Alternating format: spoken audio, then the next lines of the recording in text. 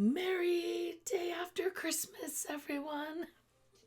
I know it has a real name, but I was just trying to think of a way. If we got Christmas Eve, shouldn't we have a Christmas something for after? Boxing Day just doesn't sound right. It needs to be post-Christmas or something. Oh, hey everybody, it's so good to see you. I'm hoping you can hear me. I've been resting my voice all day long. Darn it, it's not gonna last. Just to try to talk tonight. But, dang.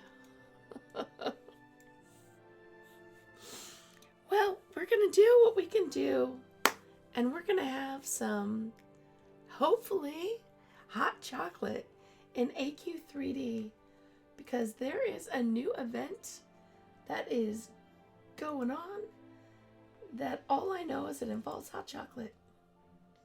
So, heck yeah, let's try to get this thing going. Have us some yummy. Hot chocolate's more than just about the taste, right? It's about the comfort and warmth that hot chocolate brings. Oh. And right as I say that, things go boom, boom near me in the game. So, yeah, I was really going to try to start with some singing, fun stuff. But my attempt to sing last night actually kind of caused this. So, apologies. And we'll try to get through. Unfortunately, until the specialist can say otherwise, this is just a normal thing I'm going to have to deal with, and I don't want to not stream and not hang out with y'all. So I'm going to continue trying to do this. We'll see if I can succeed. And, yeah, there we go. Hey, Atago. No, unfortunately, this is the same thing that has been plaguing me for 3 years. My vocal cords are damaged, and I don't know what sets off the whole can't talk part of it. I'm not sick. I can't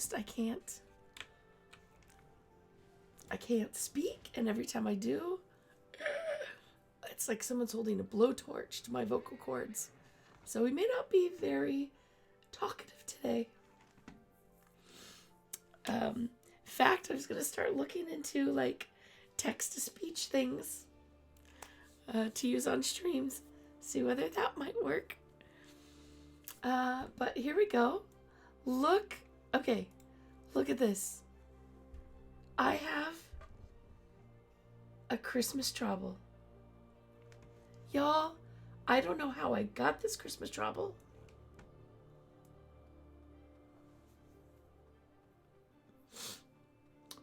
I do know that I went and spoke to a moglin here in this town. Here we go. This little friend, Blizzy, and I took the frozen gifts daily earlier today. By the way, this is only available for level 50. Sir Ducky Ducky can't do it. And, yeah.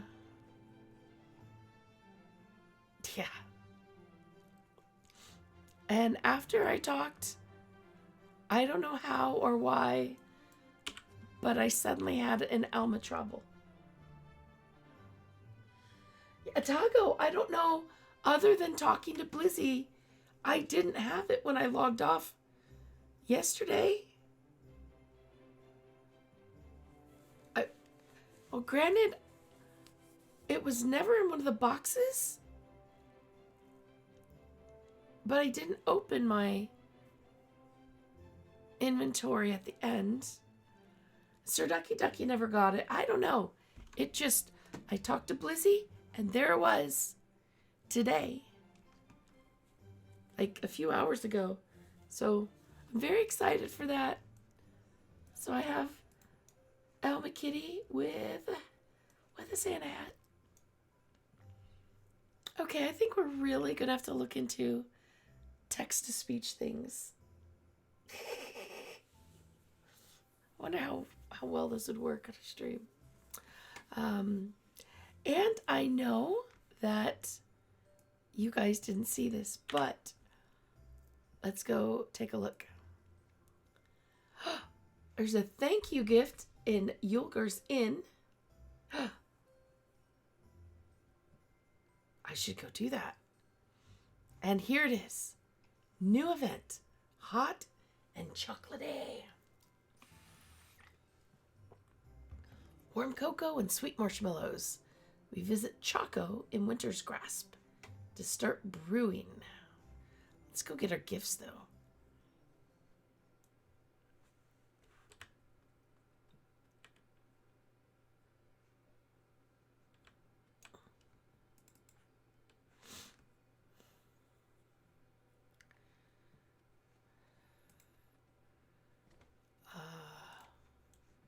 Live event ranks.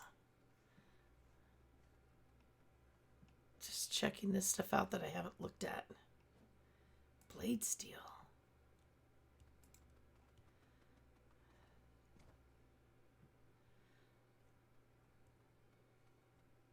Oh. Yeah, I'll have to look at that sometime. Okay. But let's come talk to Artix. Holiday presents. Wait, do I already have these?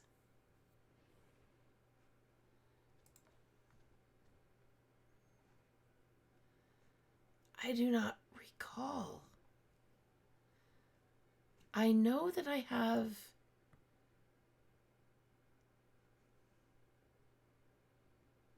the axe and the hammer. I think I have.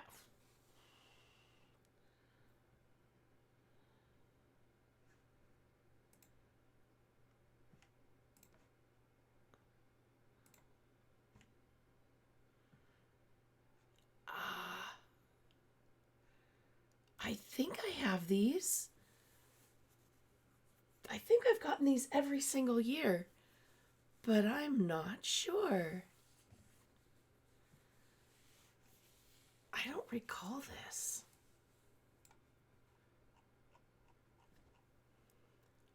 Luckily, if you're unsure, you can always just get it again.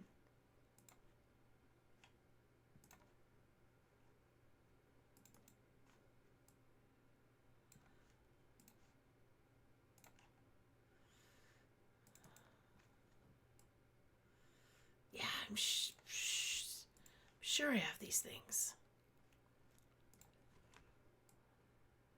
See, look at that. Look at how holiday-y. Let's just get another one. Can't hurt anything, right? Let's just get them all.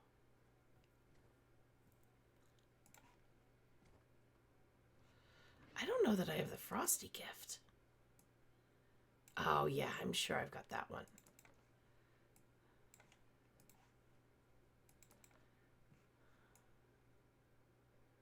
I don't know about that one.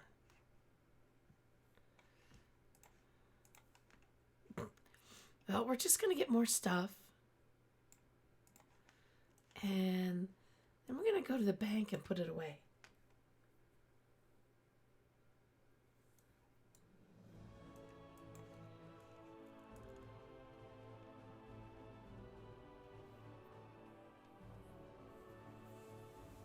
Or at least put most of it away.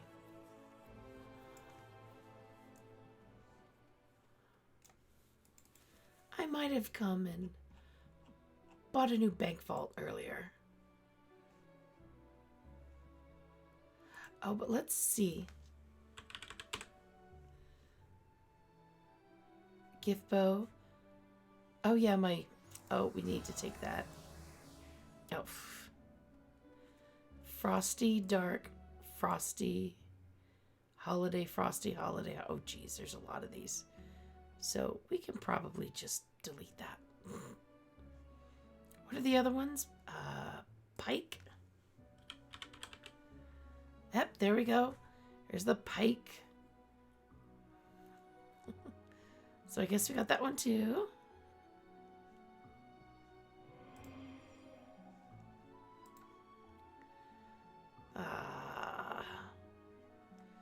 Do you have the Crimson Star? Oh gosh, I have plenty of those, so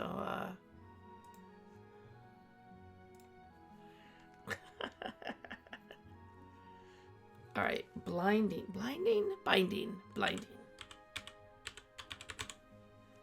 Oh geez, I've got a lot of those too.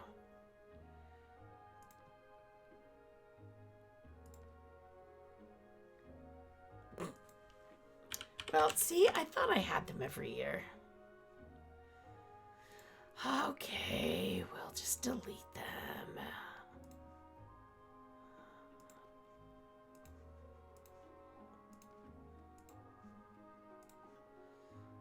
Guess I don't need more Dark Winter gifts either.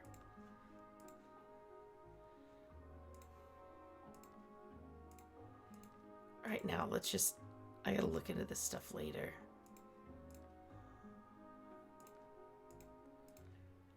I have so many. These are all items that were picked up during the Christmas week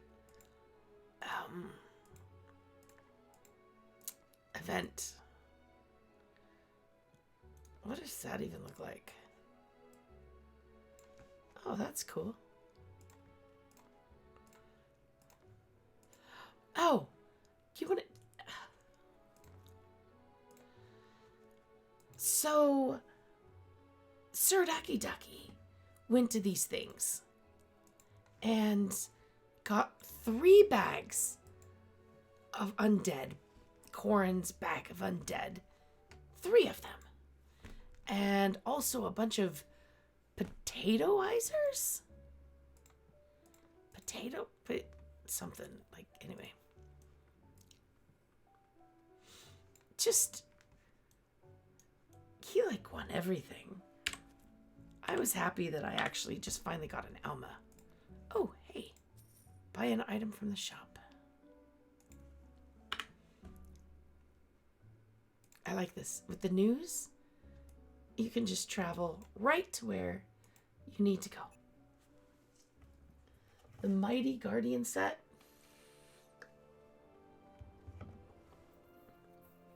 Was that at Blizzy?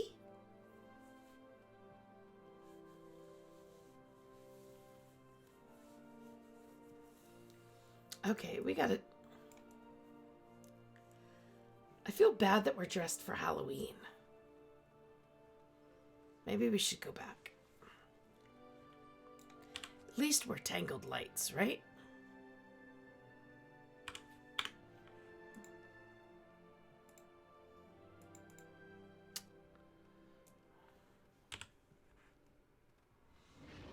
I would love to see a Ducky Ducky in Tangled Lights. That would be so fun. All right, Tangled.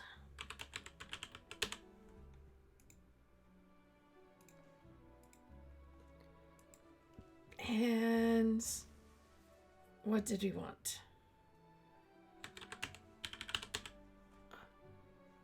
Okay. gift bow. Where's the gift bow? There we go.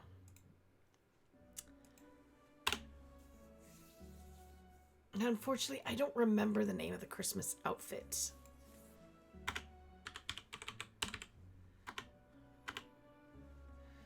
Okay, sweater mitts.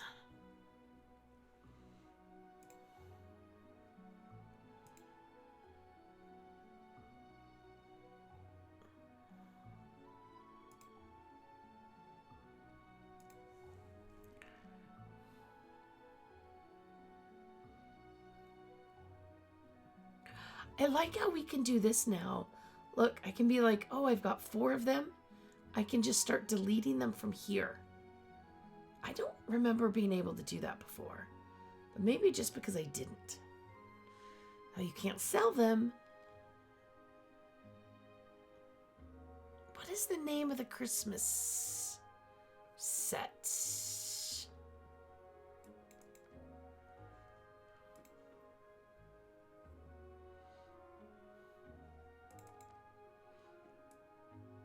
Ah, well, we're gonna wear a dress anyway, maybe.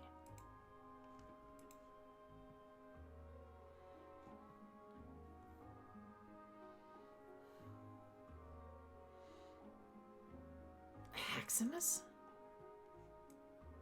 Ah. Oh my gosh, look how many armors I have. So many armors.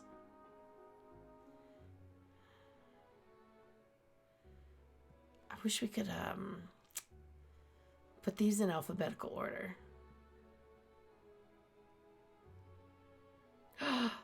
Dark Kringle.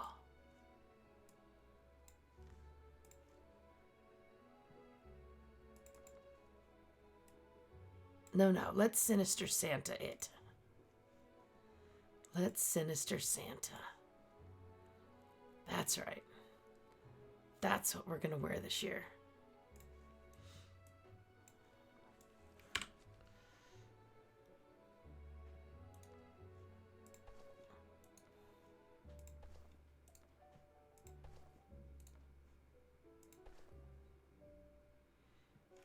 Perfect.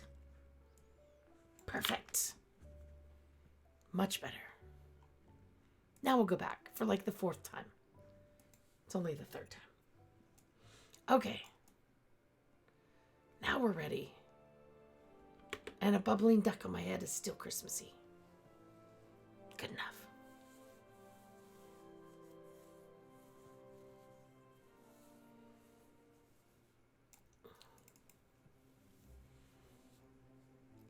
Oh, look at so many decorations.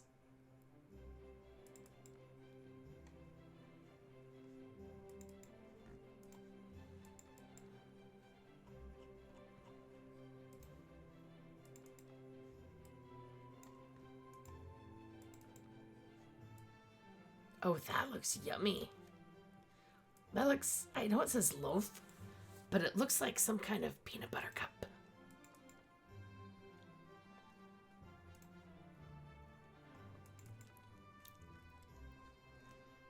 Oh, this stuff is... Oh. Oh, this... Oh. Oh my goodness. That's, not trees. Giant rocks.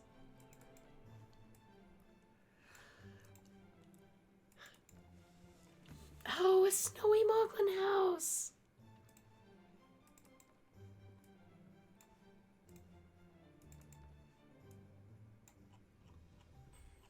Oh, these are...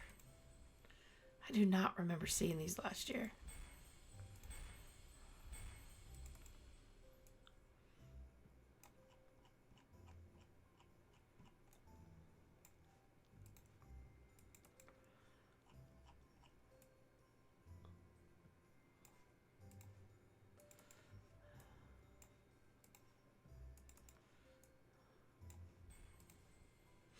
Snow Beast.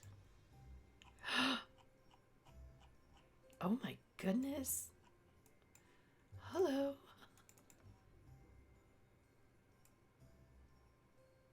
There it is.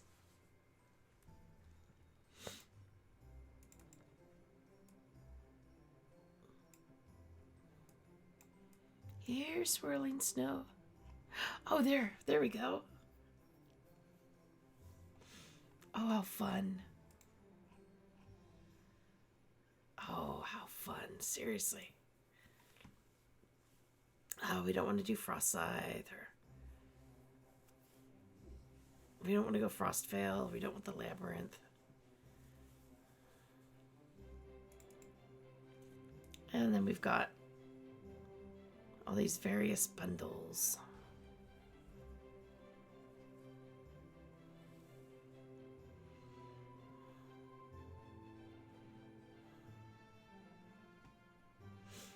Okay, all right. Now, I'm trying to remember. This place... Wait, does it have another quest? Yay, found Choco! Do you guys agree with me that this guy would make, instead of chocolate bunnies at Easter, we should have Choco Moglins? Oh my gosh. Hot Chucky!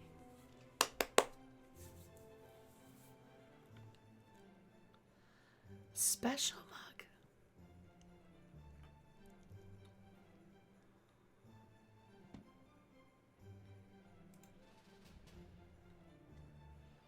All right.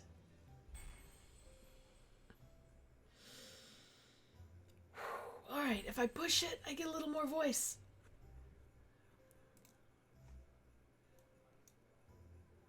Wait, are there two Chockies here? Oh no, Choco and Let. Oh, I totally forgot that. See, look at that. We can have a dark chocolate and a regular chocolate Moglin. AQ3D. Make that happen next year.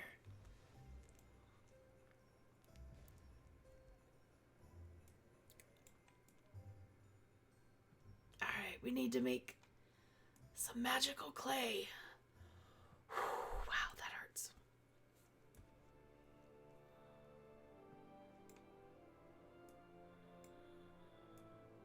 Oh!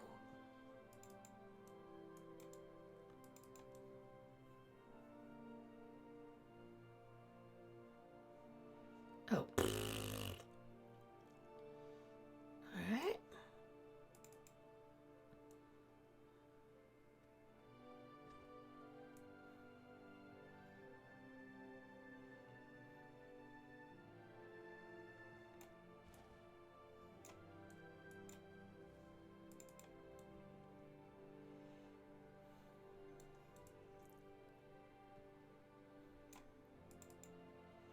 Need to conscript somebody to come in and stream with me so they can be the voice.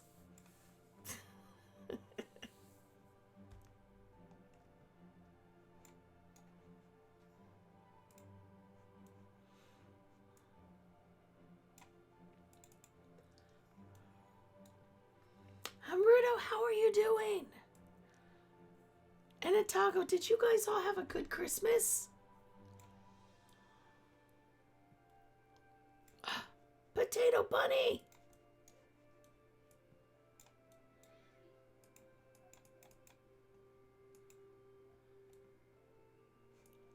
Potato Bunny! Oh, did it respawn?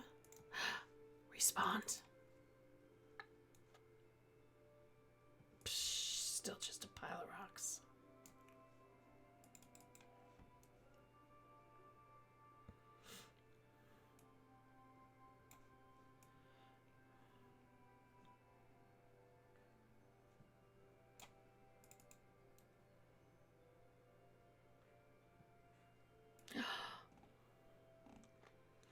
Okay, this is... If I try to speak very low, I can almost talk for a minute. Oh, oh gosh, that's hard.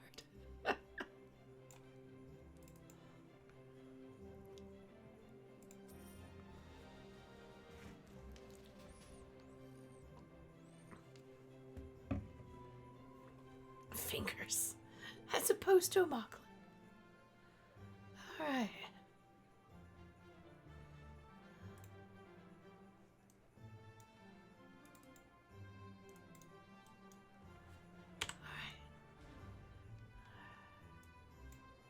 See, doesn't that look festive? All right. Squishy, squishy, squishy, squishy.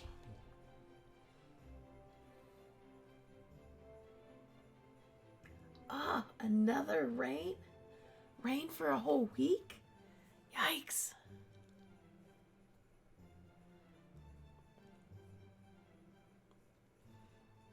Is this like when we made ashtrays in first and second grade for parents out of clay rope?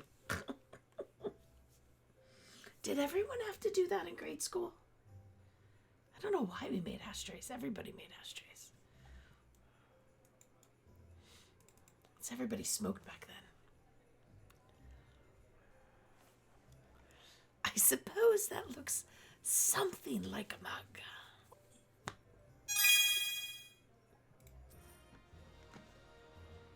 I just heard a sound. Greetings and salutations.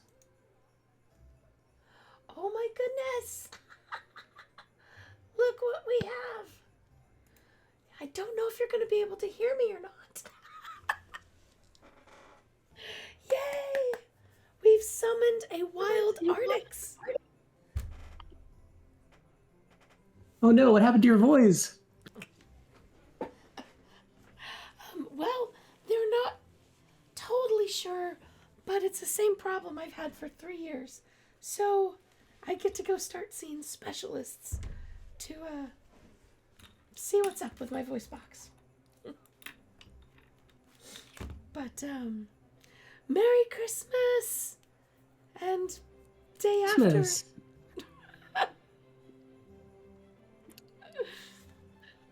Oh, well, I can do all the talking for you. I'll just do both of our voices, okay? Absolutely.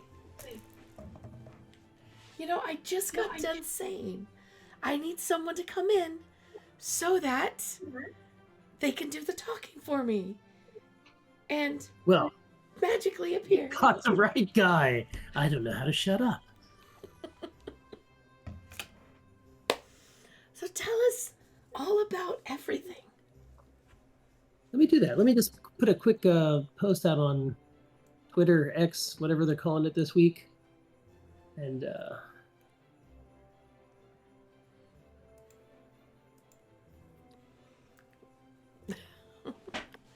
The platform formerly known as wait, what was it? Now I can't even remember. Frostball. No, Humbug, goodness. Twitter, that was it. Yes.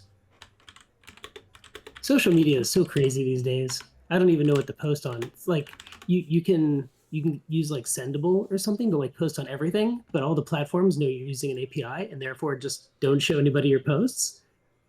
Or you can go and post on each and every thing, which is kind of more effective. But then like if you post the same image everywhere, it like doesn't, if you put a link there, it like frowns upon it. However, if you post a picture of your children for any reason, it gets like 50,000 like views. Like I have no idea how the algorithm works. Is that the one with the cats? Oh no, I have human babies. No. Did you post a picture of your kids with the cats? I saw that.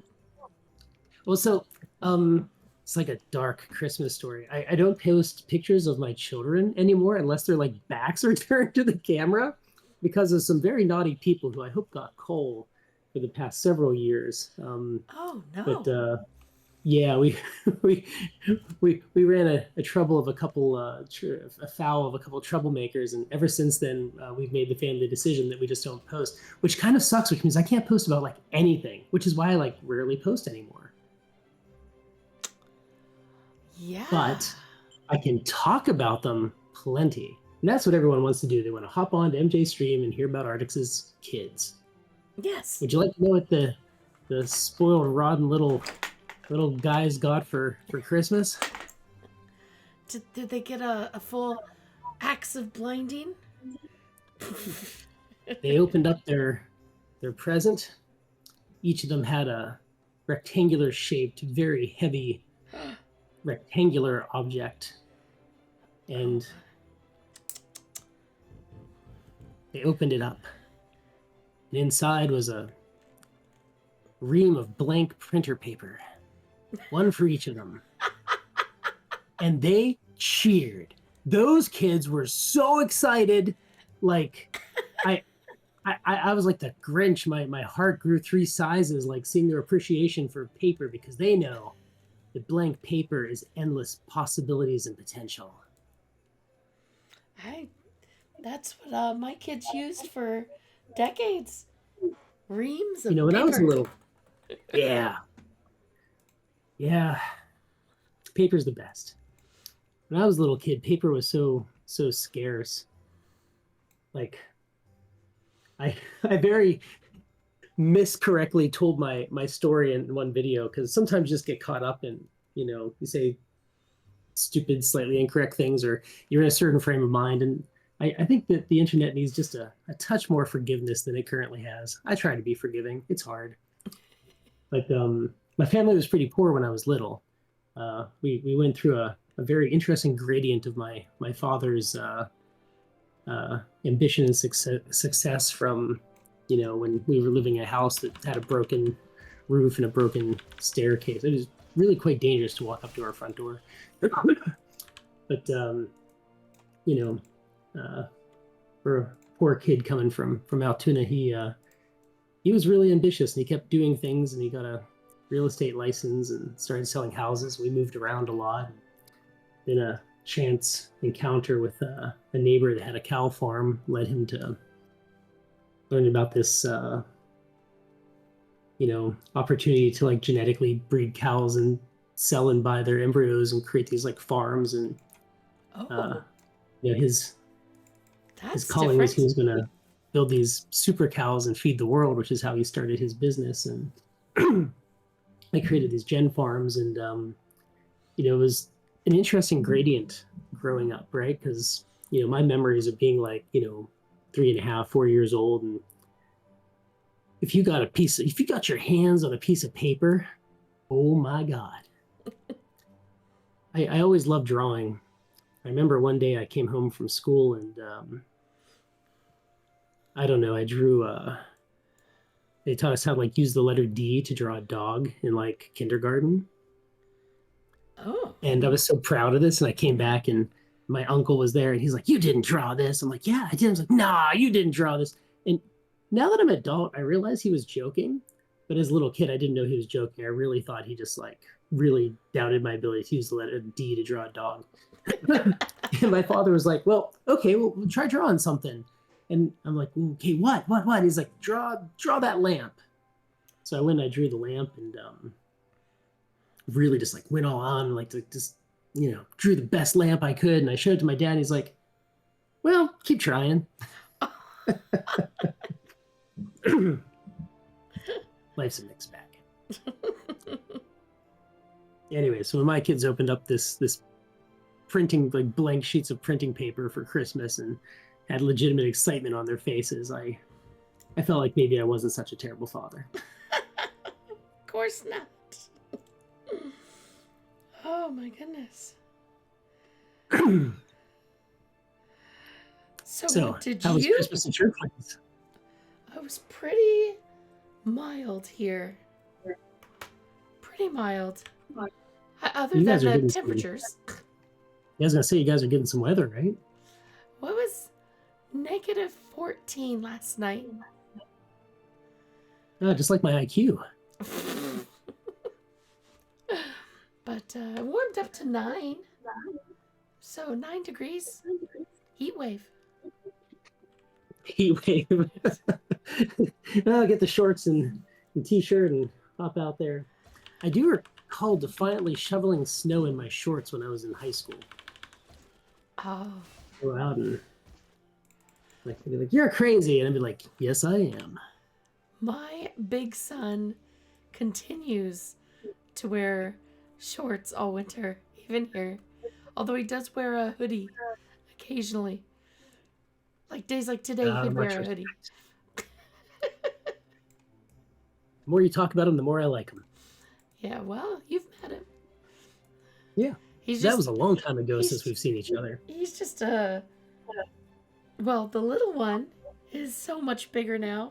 The big one is still pretty much the same height. He hasn't changed that much. But I know that was so long ago. Back then both our kids were tiny. I got the pictures, which I can't post online anymore. See, that's called a callback. All right. See, I've never So- posted pictures of mine. Because, yeah, well, you understand. I even Yeah, I really do now. Yeah. they did okay me to post one picture, and it was a picture of the three of us, but they were both, you know, they were 18 and 16 at the time. It's like the only picture online. So I think that, most everybody's good, but some people aren't. Yeah, And some when I was aren't. young, I really idealistically believed that everybody was good, that everybody had good in them, and like Darth Vader, you could just turn them back to the side of light, and then wisdom comes from experience. You can't really teach somebody wisdom, right? I mean, the the school of hard knocks teaches wisdom, and then you meet your first kind of like truly broken souls that are for their own reason unredeemable, right? Like nobody can really ever make you do anything. You have to choose to want to do that. And some people, for whatever reason, truly enjoy a certain level of man, I feel like I'm really in the holiday spirit here. Welcome everybody. It's time for the Grinch. Oh, this is the post-holiday spirit. Oh, it's Boxing Day. It's all time for returns. I always thought Boxing Day was meant for because Muhammad Ali. Mike Tyson, yeah. Yes, boxing, and others said it's Jake for Paul. return. Logan Paul? One of the Pauls. But it's not. It's about putting gifts and food in boxes for the poor and servants and stuff. Apparently, I don't have servants. True spirit of Christmas. But I am poor, so I can box them up for myself, maybe. Okay, continue with the Grinchy story. Oh, I got so many Grinchy stories. it Marshmallows, sucks that Grinches. like a very, very small number of like bad people ruin so much for all of the really good people, because most everybody's good. And then you just have these few like truly psychotic folks, and then like everybody suffers because of that. It's like, why we have to take our shoes off every time we go to the airport. This is why we Right? can't have nice things. Yes. Oh, you couldn't have said it better than you did. The character looks great. Oh, Yeah, I love it. Dark and festive. yes. So, tangled lights on a ducky ducky. Yes? Yes. Did I ever get you those new items that I was supposed to get you? Not yet. But there's always next Easter. Now that the holiday craziness is over, maybe we can, you and a couple of the other content creators, maybe we can get clarity into schedule in a few things. Look at these mugs, man. Delicious. It's like fantastic. I kind of want to see a mug with rubber ducky shaped marshmallows in it. It's like drinking a bathtub full of coffee. Oh, I see. So like a cup of mug with like marshmallows on it. Okay. After seeing these, I want to see little rubber duckies floating in the mug of hot chocolate. That seems like dangerous. Like we're kind of cooking them. No. Like a ducky sauna. That's sauna, not cooking. Sauna. Oh, Clarion's typing. Oh, Are you doing the Do you Tago? want to try to pull it in? What's that? oh, Oh, Clarion's typing in chat. Oh, yeah, we should have him in. yeah.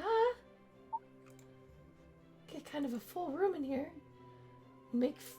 I barely talked to him the last couple weeks. It'd be good to have our meeting in here. Gotta do them game syncs. Also, Jay, do you want to pull Kiba in? I do.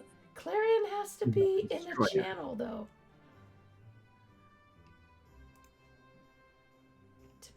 To get Clarion in here, he has to be in a voice channel. You guys can help me out, so since I Hello. can't talk. Hey, Oh, lots of Arctic stories. So, I got some good stories this holiday season. Hey Artix. Hey MJ. Greetings. Hey Taco. I've been crazy playing AQ3D. So I like the quality of life features that have been going in because I logged in Yes. to take some new screenshots and there were things that I didn't even know went into the game that went into the game. Like Broom Tool's been killing it. oh, look at this. yeah, now we just gotta have account items into a different inventory space. Oh, Because account items are like they don't eat up inventory, but they clog up the main inventory if you get my drift. They look like it, they do. okay. I'm happy I'm back because for like 2 weeks I had a weird virus that had a bad cough that kept me up at night.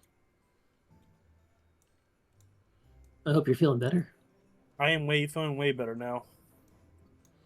Wait, so where's Clarion doing this event? I'm looking at him right now. Is he in Is he He's in this Babylon, zone? just hopping around like a rabbit. He's in Babylon. Okay. We're gonna jump to you. Is your throat sword, MJ? No. What? I have a very damaged voice box.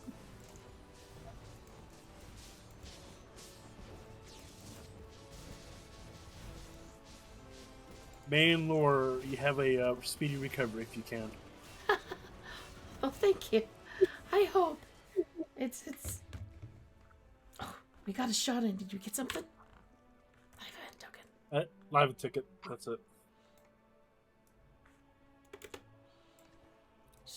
Clary. So, where did this Alma come from? Because I swear it appeared when I talked to Blizzy. You mean Alma? Yes, the festive hat Alma. It's from the live event chest. It's based on Clarion's cat. But it wasn't there on Christmas. It wasn't there. I looted, there was no cat, and I logged out, and I looked back, and it sneaked into my bag. Well, Okay, that's okay. I thought that officially, then cat you shortage had is the a other Alma trouble because I thought the last. I You might- did. okay. I did You- get the other because- Alma trouble. because beforehand that it didn't have the hat. No, I know. The hat was added. The hat was added recently. I just got was a the bug. other Alma on the 24th. And then yesterday, I sneaked in when my phone broke and did a couple chests. And when I logged in today, ignore all this stuff, I logged in to see 100 Festa Alma trouble at the top of my list. I'm telling you, I didn't log out with that. It's a Christmas miracle. And now I'm waiting for the present pet Present pet. that drops from it. Ooh. And hope you enjoy been made a recording of the events of recently. Yes. How did your recording go? Pretty good. Nice. Recorded the turkey fiasco that happened on the Battle on Bridge. The fiasco. What kind of fiasco? A bunch of turkeys got spawned on the bridge. And then what happened? Death. Great Turkey War. It's the EV War, but on AQ3D. That sounds like a good thing. It was good. I got a pet. Oh, I'm jealous. And deaf. Farming that thing, I literally got one drop ever, and it was one health potion. It's the only ever drop I got from those stupid turduckins. Them turkey drops are, I think. Okay. About to hit the live. Myself.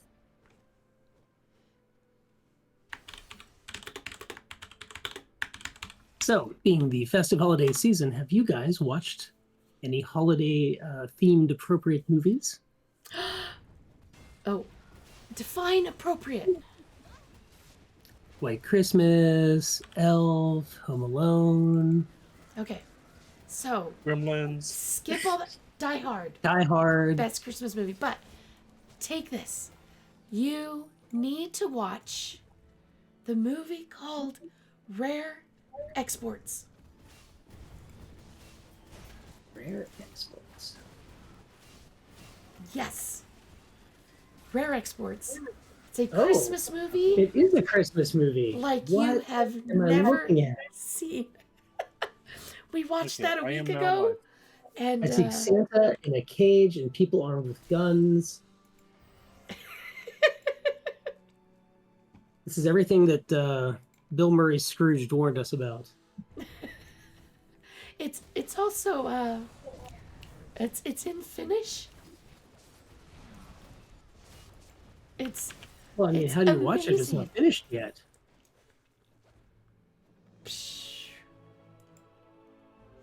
Bum. I'll be here all week. Don't forget to tip your waiters. I was chuckling. Really, you just couldn't hear me. Check, dude. Rare exports. Yeah, we had no snow this Christmas, but we got a small ice storm afterwards. Oh, Oh, we didn't get any snow either, but I'm waiting. Every year, I'm waiting. there's snow on the ground. Here. I mean, it does snow in Florida. I saw flurries once, but snow staying on the ground is something I've never seen in Florida. I think it's not. I remember the Texas Ice Age that happened Texas Ice Age? back in 2022. I think is that Texas actually had a bad giant amount of snow and ice. Oh. The roads were ice and everything. It went in like below 0 Fahrenheit. That's pretty wild. Yeah, no. And my buddy had to drive through it to get to a safe place because their place they had no power, Oh no. so they had to drive icy roads. But he's safe now. But he got there safe because he was from he handled ice roads before, so at least he had that experience. Have you driven on ice? Once in It's- a while, but I It's don't like it. fun. The- So the much scary part fun. is that if you don't see the ice, like if you don't see no snow, it's just black ice. That was terrifying Oh, black ice Black is the ice. worst. Oh my god, black ice is the worst. because you can't see it, and it's just you don't because you think, oh, I can't see. There's no snow or ice on the road. In 1993, I think it was. Maybe 1994. One of those 2 years, we had a really, really bad snowstorm in Pennsylvania. And I'd gotten back from a trip with my father and was really anxious to go see my girlfriend, but the snowstorm yeah. was really bad. And it had iced over pretty heavily. And I remember driving out of my community and making a left, and my car just didn't stop turning left, and I did a full 180 or 360. Like just went left, it just kept going left, and because it was sliding on the ice. I'm like, oh, that's probably not going to happen. So I waited until the ice melted a little bit, and I drove up later, and she lived down this giant hill. Pennsylvania is very, very like rocky, mountainous, and going down the hill was fine, but I had to go back up the hill, and the whole hill was covered with ice. So I was driving up the hill, and my tires just like stopped working. It just started sliding backwards, and then I tried again, making up the hill, and I'm like, okay, I'm gonna have to slingshot up this hill. So I backed up, and I revved up my car's little engine. Vroom! I went up and I almost got to the top. I was like so close to the apex, right? And my little tires go, and I slide all the way back down the hill, and I'm like, man, maybe I just need more speed. So I went like back really, really far around the curve. I'm like, I'm just gonna like go like maximum velocity and hit this thing. And I go and I'm driving, and I hit the hill, and I'm driving up the hill, and I hit the ice, and I get up, and I'm almost to the top, and I reach the top, and I see these other kids from school, and they were building a snowman. I don't know. They stopped, and they were just watching with horror as I got like that, like, you know, I had my like crazy face on. I'm like, you know, gritting my teeth, like, yeah! And then like I got to the top, and I'm like, yes, I made it! And then realized there must have been ice on the other side of the hill as I proceeded just to slide down the other side to my doom. We used to keep bags of Bucky's goat feed in the back of my car to weigh it down, because I didn't put chains on my tires. I just weighed the back of my car down with Bucky's goat feed. And my car needed service, and I took it to the place, and the guy was working on it, and I came back, and I guess my mom picked it up or something, and I came back from school and had a big note in it. Adam, feed the goats.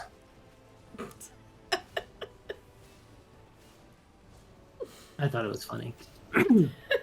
So we had these like 30 turkeys and like 12 deer that like lived, like they would come to our backyard, and they just kind of like congregated there. And the reason was because I took the goat feed, and I would every day, one of my chores was to go and put the goat feed out for the deer and the turkeys.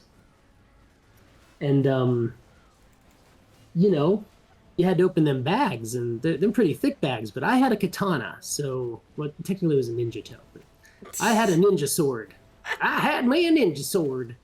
So I would come up with very creative slash techniques to open the bags of goat feed every day. Oh my It's gosh. amazing to have all my fingers. I do these like jump 360 slashes, like I thought it was a video game character. No, that's exactly why, because I thought I was a video game character. Oh my gosh. Like, seriously. How did people survive? I don't know. I used to shoot arrows into my garage. Like, that's where I did my archery practice. My uncle, and I have, I think I have video of this. My uncle for, I don't know, I was in middle school. He got me a sword.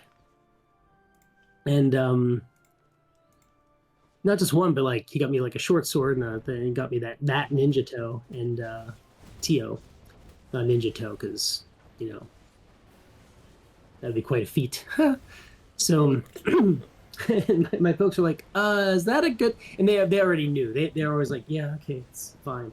I had a very large arsenal as a young person. Like shurikens and sai and tonfa and kama, which are like the little sickle scythes, and I always wanted a Manriki Gasari, but I could never afford to get one. It's like the chain thing with the ball in the end. But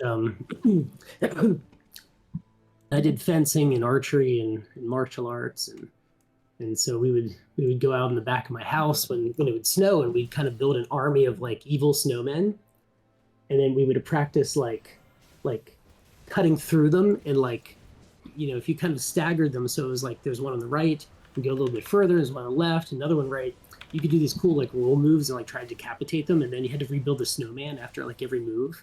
So you tried to cut as accurately as possible, so you had more of a complete snowman to put back together. Oh.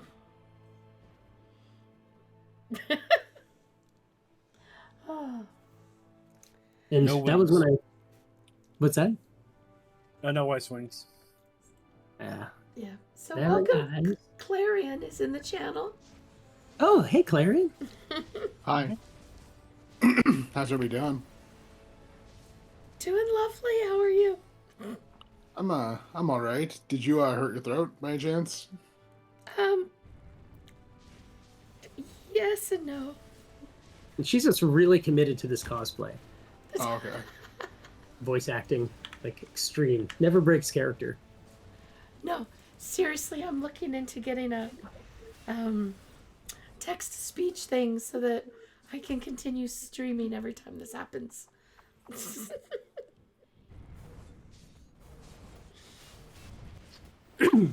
So, voice damage aside, how was your Christmas? Very relaxing. Well, that's good. Our family basically never gets out of pajamas, never does anything. We just open stockings and hang out at home Well, that sounds comfortable. under blankets. Pretty much. Yep. Oh, I'm fishing? When did I start fishing? What the?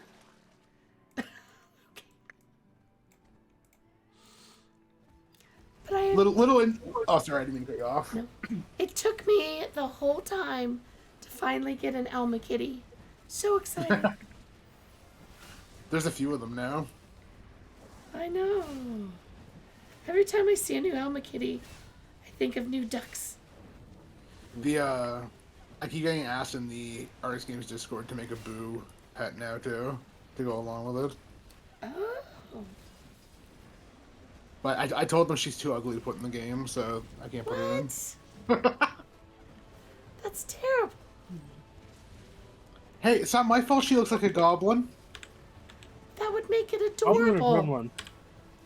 You should see the memes they're making of both cats in the server. So they're kind of like little mascots now, Aw. little celebrities. I was collecting them to match my two black cats. I can respect that. I do the same thing in games now, where if there's like a black cat pet, I'm like, oh, I need to get that. Yeah. So, okay. What about an Alma cat, like the duck, wrapped in tangled lights? I can ask Josh for that. They're totally. It's. What cat would not be tangled in lights? Come on. This is true. It's why I'm not even bothered trying to put up a Christmas tree in my new apartment because like I say new, it's the apartment I've been in for like 5 years now, but I've not even bothered because I've had cats the whole time I've been here. I'm like, well, I know what's gonna happen if I try to put up a Christmas tree. It's not gonna be good. Oh, there we go. Alma travel again. Actually, my cats do not mess inside the tree, but they nest under it. That's adorable. See, here, Alma would be good. I know that much because she's like a saint, but Boo would not be good, and that's the problem.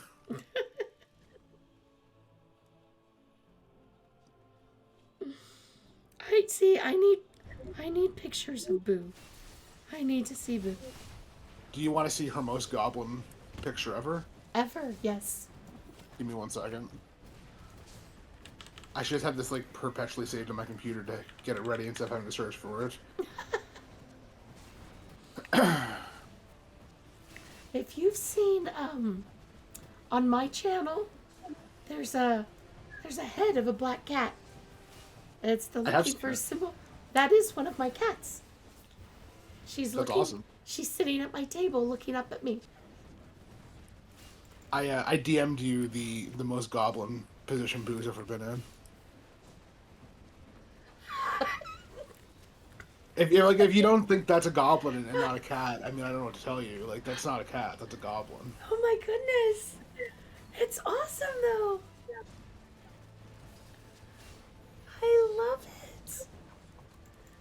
That is part goblin, definitely. part. It's like 90% goblin, maybe like 1% cat. I'm not sure that she's supposed to be a rag doll, but she doesn't look anything like a rag doll. Her sister looks like a rag doll. That does not look But she like a rag doesn't. doll. Our Shmi is a rag doll. Ragdoll's Ragdoll's really gigantic. Have you seen pictures of Shmi? No, I haven't. Oh my goodness. I will have to send you a picture of Shmi. Adam and Kiba, I sent you the photo I sent to MJ. If you guys are feeling left out, I'll send Oh, you. thank you. Oh my gosh, that is the most goblin cat I have ever seen. Did not expect that to be coming. That's like That's more gremlin than goblin. She's like that's not a cat. na That's- na na na na na na na na na na na. well, it is Christmas time. I mean, It is a Christmas movie. I forgot that. I could share the picture of this cat. With It's the most everyone. inappropriate Christmas movie. Probably Gremlins. No, No, this Gremlins this and Die Hard are fine. this Bad cat Santa. would go well in rare exports. Clarion, you have to go watch rare exports. It would definitely be Bad Santa then, if not Gremlins. And there's like some Christmas horror movies. It is. Black Christmas. It's very much like a horror movie. Oh, okay. I mean, mean, I Gremlins, think- Guys, I already got you covered. Just go watch the movie. It's Yeah. it's the one. It's what you've been looking for. Gremlins It is a is. horror movie. Can Christmas classify as one of the holidays of spookiness? Because there's some spooky Lord of Christmas. Come on, the original Santa.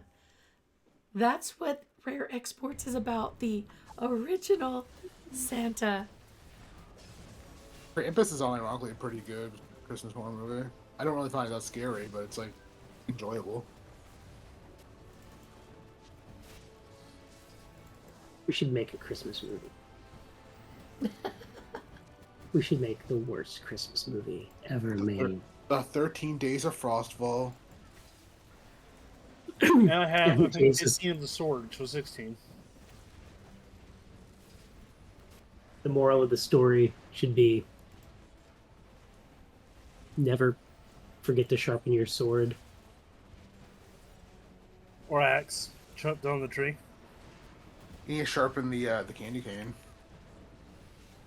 Always keep your candy cane I sharpened. had this movie idea called like Worst Day Ever, where it just starts off and there's just this guy and like he loses his job and his girlfriend dumps him and he gets sick and he finds out like stuff's wrong with his folks and then he's like leaving the office and then like all these people including himself gets like burglar and then he has to deliver a baby in a car and then like all these normal bad things happen, but as the movie progresses like it just escalates. There's a zombie invasion, aliens invade, the asteroid like is breaking through the atmosphere, like it just like perpetually gets worse and there's no redeeming quality. He's not going to like save the world. It's just a guy who's just going to endure the worst day ever, and then the end of the movie it's just he survives, right? He's like, well, I guess it could have been worse, but it literally couldn't have been. What if like the next day was even worse? See, I'm really in the Christmas spirit right now. I think we got this. Yeah, did you get coal or something? Because you're in a mood for sure. Yeah. I got something better than cool, Clarion. I got coffee. I have a... I have coffee too. Oh, you got coffee for Christmas? I always drink coffee. Yeah, but did you get coffee for Christmas? Yes. What flavor? Death Wish. Coffee. Oh. Coffee flavor. Nice. The medium blend or the dark blend? Dark. Dark like my soul. Yes, It's nice. it's the reason I'm not a coffee guy, because like all I drink is instant coffee, and it's only like a crutch. It's like if I don't think I'm gonna get through the day, that's the only time I'll drink coffee. See, I have this mean- Coffee helps me relax. Christmas present arm treaty with my mom and wife. See, way back in the early days of 2000, we just kept like it was almost like competitive, like gift giving, and that's not what my family's like, but like we would just keep trying to get nicer and nicer things for each other. And then we had a family talk, and we're like, I think we should just not do this at all. We should make a truce, and just anything, we were going to get for us, let's take care of other people, donate, and send money up north to the family. And everyone was like, okay, agreement. So every year that's what we do. We don't get each other presents. We get the kids presents. We just, all the adults don't get each other presents. Sorry for my cough.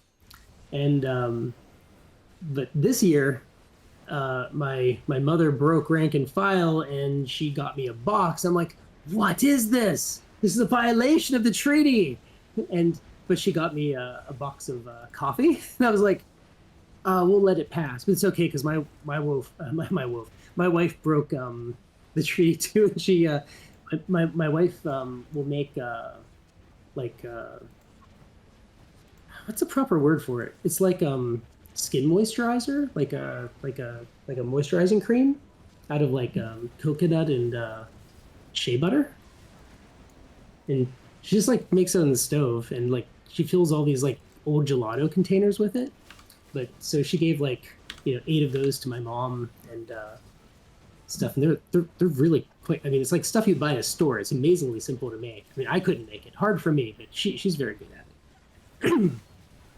So that happened. Clara, and you asked what my kids got. I told it earlier. Would you like to know what my children got for Christmas? Sure. I'm pretty hyped about this because they were all sitting there. And they had these like rectangular white boxes, and they opened them up, and I got them reams of blank printer paper, and they cheered. My children cheered getting blank printer paper.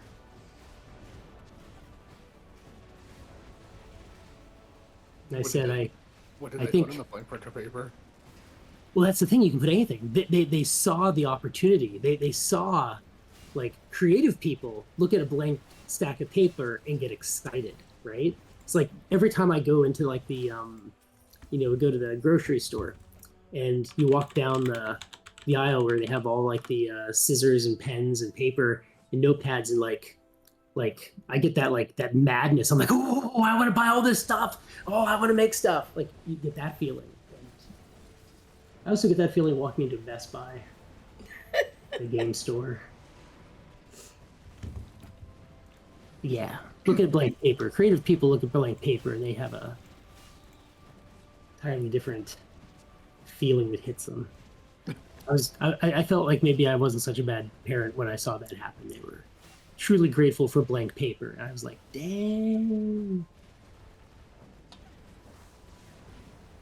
I got Aiden a book on C# programming. That's cool. Has he started it yet? No. I've been training the boys once every day during this break. I take 1 hour to train them like physical, like their health, and I take 1 hour to train their minds. And I have not been doing such a good job with the second part, unless letting them play too much video games counts as training their minds. But it's Christmas. Because they're not allowed to play video games on school days, which I think is like so cruel, because I just played all the time when I was a kid, right?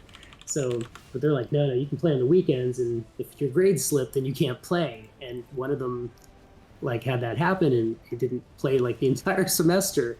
So they take that very seriously. Like, when your games are on the line, like, studying suddenly matters, I guess. But what was I saying? Oh, C#. Training the mind, So- C# book. Yeah, I thought I taught them like a lot. And then I opened this like C# book, and I'm like, okay, guys, we are on page 4. We made it page 4 out of 120. Let's go. What book was this? What's that? C# for What- kids. Okay. And I'm like flipping at the back, and I'm like, what kind of kid? Like, this ain't for kids. They think like 18-year-olds are kids? Like, is that who this is for? They There's are polymorphism.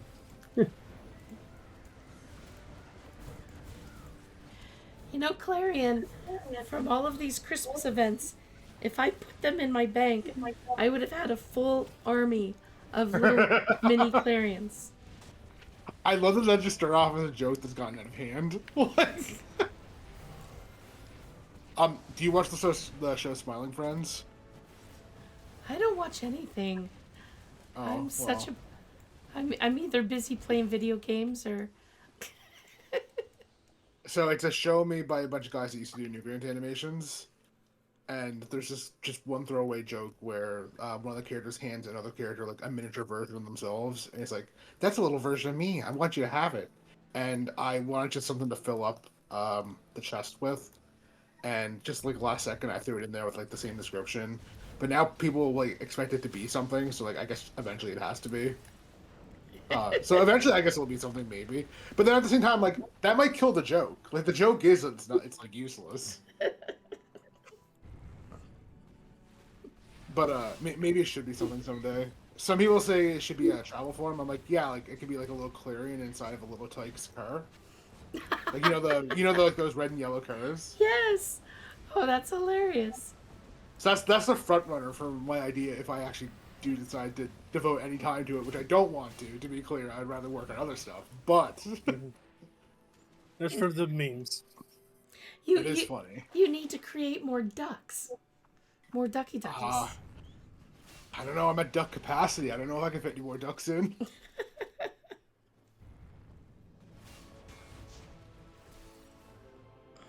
So what's the plan for New Year's? I was gonna host another event on New Year's. Just like one? the. I was gonna see if I could do multiple, depending on how I'm feeling that week. I need to see, but I'm hoping to do a few. Yeah, because I think I live streamed like all the events that I was able to attend. So, got a lot of archives of that through the years. So I have my annual year-end birthday party stream on AQ3D that day. So if you do any event stuff, make something at 6 too. I'm probably gonna send in Eclipsion and Pulsarian again, just like I did for Christmas. But need to go easy on those spawns. I don't want them to like lose their value. So probably one of each, and then Because dealer's choice on chest. Probably I'll let people do some voting and spawn some chests at the event. Probably do Frostite and Galarius, and I'll probably see if I'm going to see if I can set up some other spawns just for it because I see people were requesting the Void Queen be brought back, and she is spawnable currently, but her loot table was removed, so I need to set up her loot table again if I'm going to do it. yeah, So, like void gun. People want the void guns. yeah, I saw that. And then way back during the when Battle burned down. Oh yeah. We should burn Battle down again, Never gets old. just like old times. Have it as form of dragons. This This time, someone just like left something plugged in they shouldn't have. The whole town burns down. My children ask for yeah, lighters. this too crazy. Like there's a giant dragon egg in Battle for some reason, and it gets bigger and bigger. Eventually, it hatches and just whole battle burns down. With us doing the rebooted story, I don't know if I should say this because like I don't want people to think I'm committing to this. I had the idea to have off the record, no commitment to this. Do not hold me accountable. Off the record, everybody. I thought it'd be. I told Goldraven about this. I thought it'd be fun to have like one final hurrah in the old world and have Valandi, the sheep boss from Burger Hero, actually get his true form and be like the final boss that resets the timeline, which is why we have like the new rebooted storyline. I think that's And funny, but you probably want to make something like that really serious. Well, that's the thing. I would play like super straight. Like he gets his final form and he's actually like a big villain. I think you should do something like really like thematically correctly, like because I made that mistake in Dragon Fable and I always regretted it. Like I made a really key point silly. unless like the entire player base is like rallying behind it, like I don't think I would like pop that on them. I should hold a poll. Do you guys want Valandi to reset the universe? I mean, that's pretty much what bracket people are thinking. Like it'll be pretty much a 14.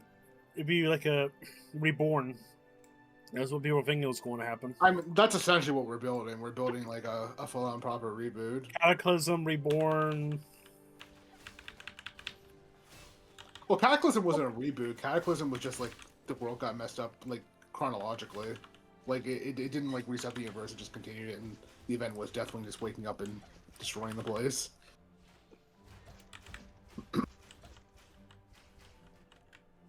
It's fun to destroy things.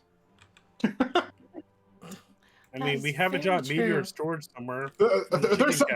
There's something in the water here in Florida with the grinchiness and now liking destroying things.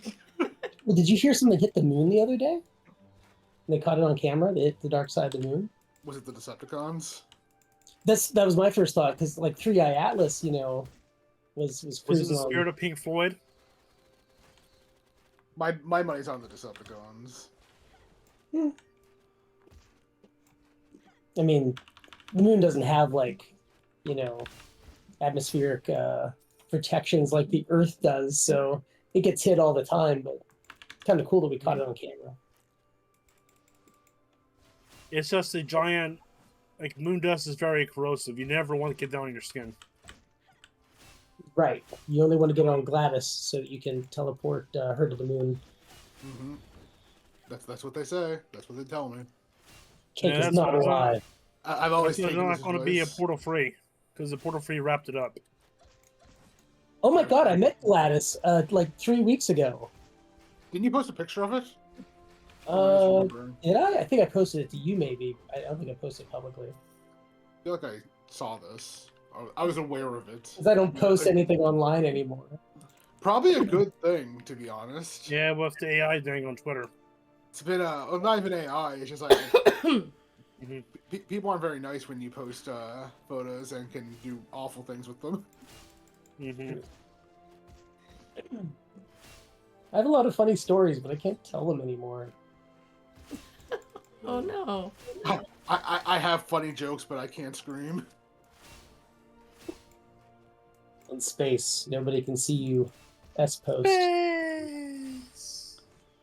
I sure wish I could say the actual S-post, but I gotta represent the company, unfortunately.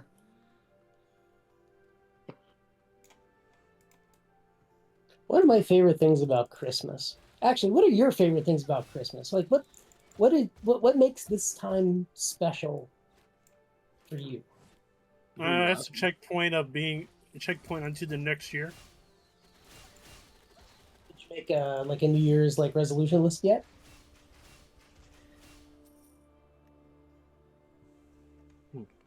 Crickets. No, I didn't. Anybody? Christmas is not a huge holiday in my family. Halloween is. Now I hit 1,000 hours for AQ3D. One of my goals. Extremely good. Wow. Okay, that counts. That's a lot. And still climbing. All archives on YouTube. Christmas is my favorite time of the year, personally. I love Christmas. I like the Why? atmosphere. I like the Why visuals. specifically? I like the aesthetic. Like The smell.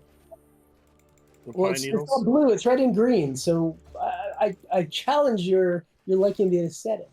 Wait, we don't have a blue holiday, do we? Christmas is blue. Christmas is red and white. Christmas is blue. Look outside at night; it's like blue. Snow is water. Water's element is blue, or the element of water is blue. So it's like, you know, it has to be.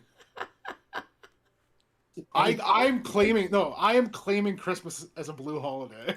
Is Deja's Would birthday you like a blue holiday? Santa's suit color? What was that? Would you like us Is to change Deja's- Santa's suit color? Coca-Cola changed it from green to red in like the 20s. We can change it to blue. It's blue, and it'll be for Pepsi because Pepsi's superior. I'm Blue and blue. Blue Christmas. I ain't Elvis. Also, Deja's birthday can't be a blue holiday because I'm claiming blue. I think Christmas is like red and green. Yeah. Yep, Christmas is like red, green, and white. No blue. Red, green, and white is Italy. Christmas can't take that from Italy.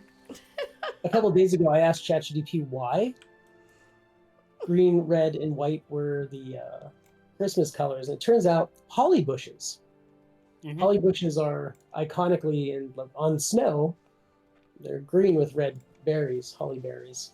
makes That's sense. why red, green, and blue, or red, green, and white became dominant.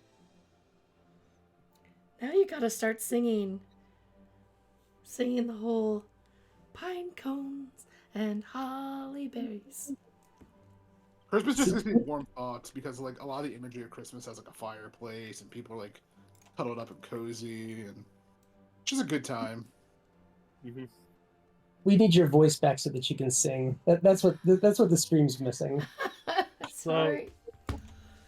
So I was working on some sprites, like custom sprites I did, and I was trying to get Ducky Ducky's eyes to work, but I couldn't. So they look like sunglasses That's clever. That works. because how small the sprites is. So they're sunglasses instead. Definitely works.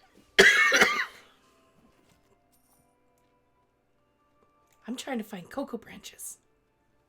A player called Boo a roasted marshmallow the other day, and that's all I can compare her to now because of her weird coat pattern. I like the Marshmallow. cookies. The chocolate chip cookies. You know, there's like one type of cat coat I haven't seen in a while, but a brown cat, blue eyes. I don't think I've ever seen that. I had a cat named that, and it was named Brownie. They had blue eyes. And it was brown fur, blue eyes.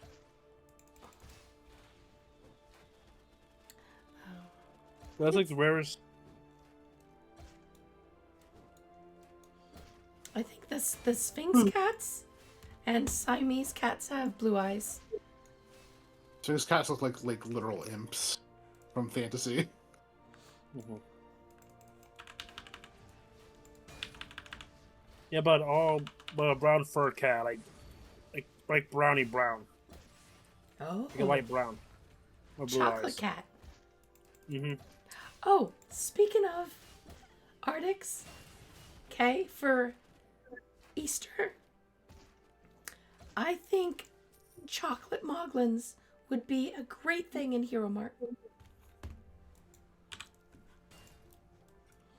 Instead of chocolate bunnies, we need chocolate moglins.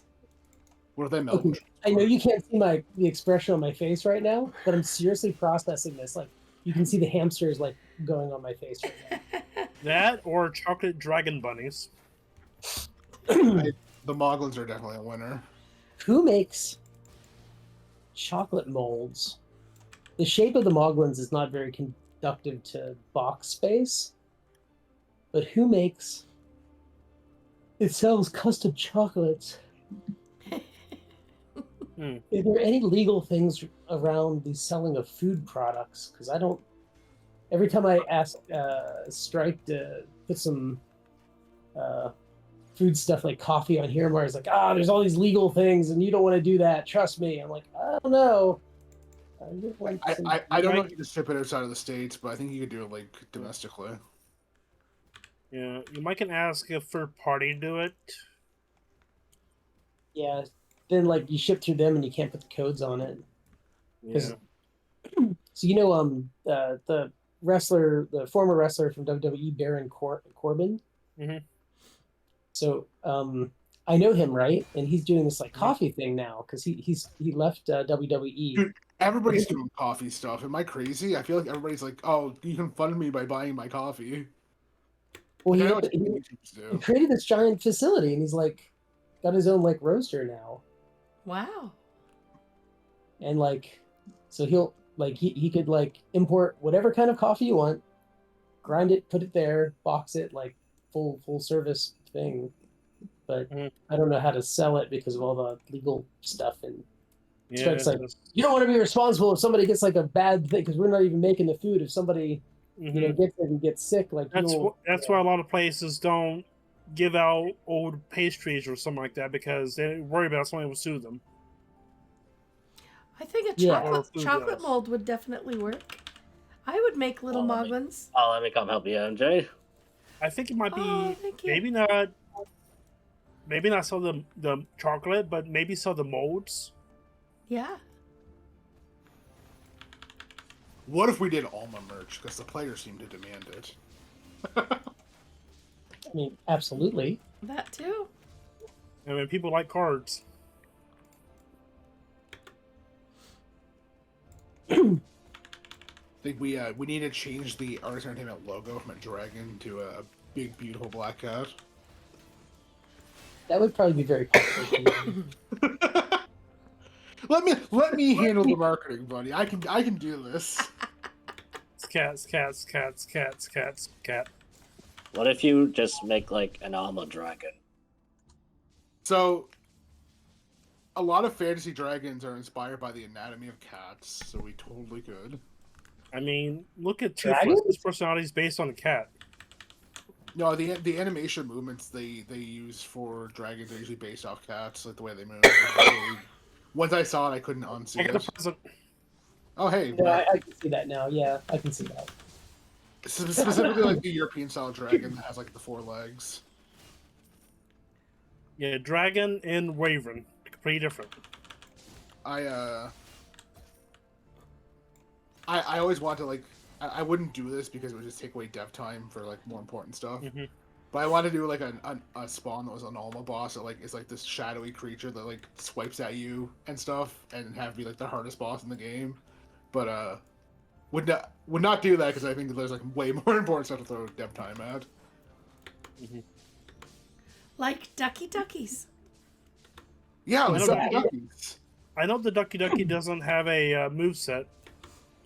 Claire, and I told MJ that I would talk to you about, since the holiday craziness is now finally over, doing some maybe make a couple things for MJ and the other like top streamers, like so they can. Yeah, I was talking to buy things. I was talking to GR about it too. Awesome. For the monstrous bird as a statue, which it's just a reskin. That should be no problem.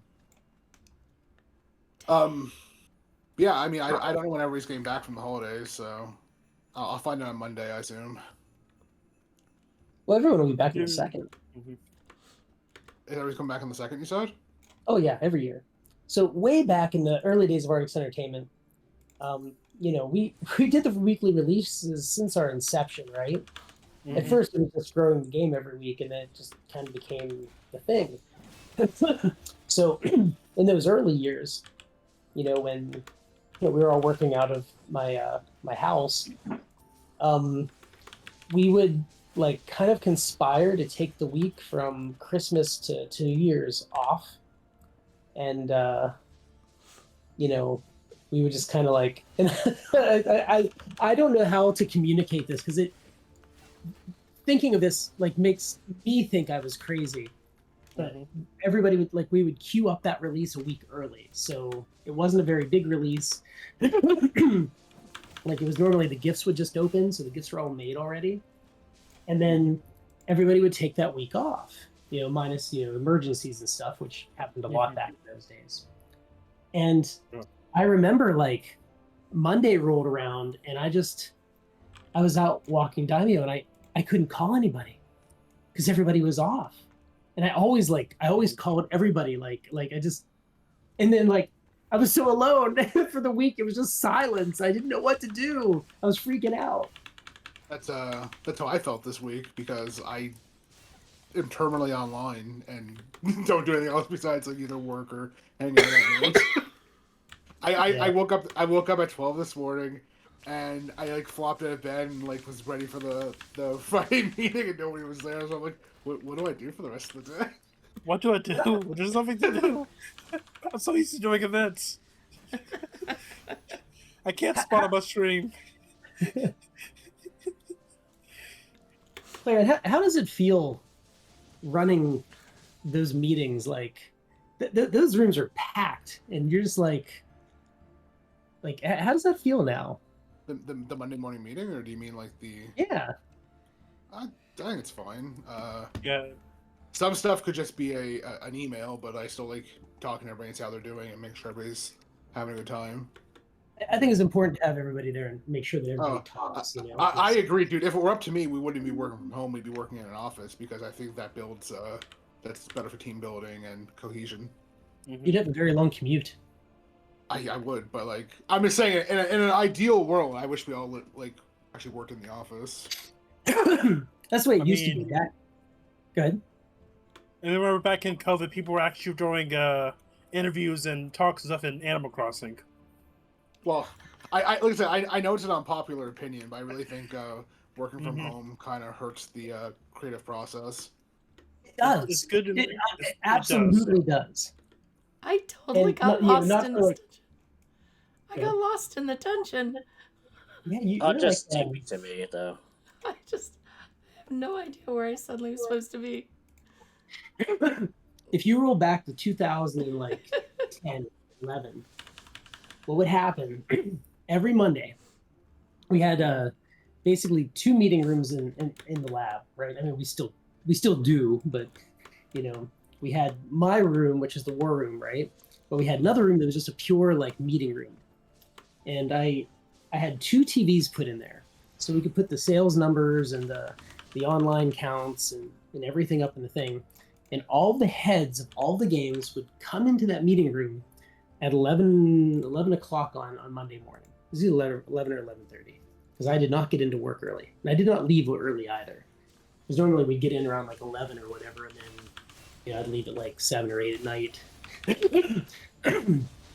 So, and all the heads were there, and the head of each game would talk about how the releases went for the previous week, what they had coming out the next week, and then we would review problems and things we had to solve. And like, you would think that those meetings would be like kind of exciting, but like, boy, did they just kind of like at some point like become such a chore. Like it's like I don't know. And sometimes like weird things would happen in those meetings. But the part about being in person that was actually useful was I would go in every day, and right after that meeting on that day, and after every day when I would come in, the first thing I would do every day was I called it rounds. I would go and I would talk to every single person in the lab to see how they were doing and if they needed anything. And like that was just what I did. And I don't think most people knew why I did that, right? Like I always felt it was really important to have that like that personal connection. Oh, I absolutely agree with that. I've kind of like tried to like model a bit of like my leadership as like interpersonal stuff after like that sort of thing that you used to do. That was like really great. Like in Colin's Corin's room was always the funnest to go into because he was always doing something really cool because like all of his animation always looked really good. Like it didn't matter when you walked into his office, you were about to be impressed. It was just like he's so awesome. Yeah, I'm really excited for the players to get their hands on the cinematics he's making for Green Guard. Sorry for my cough. And then I think the parts that were like really great is like, you know, everyone would be working on stuff, and this was really stressful to everybody else, but it was definitely how I did things. Like I would just pull whoever I needed in randomly and then make something happen, right? It didn't matter if it was like, you know, one of those special events or a guest thing or, you know, building toys or whatever.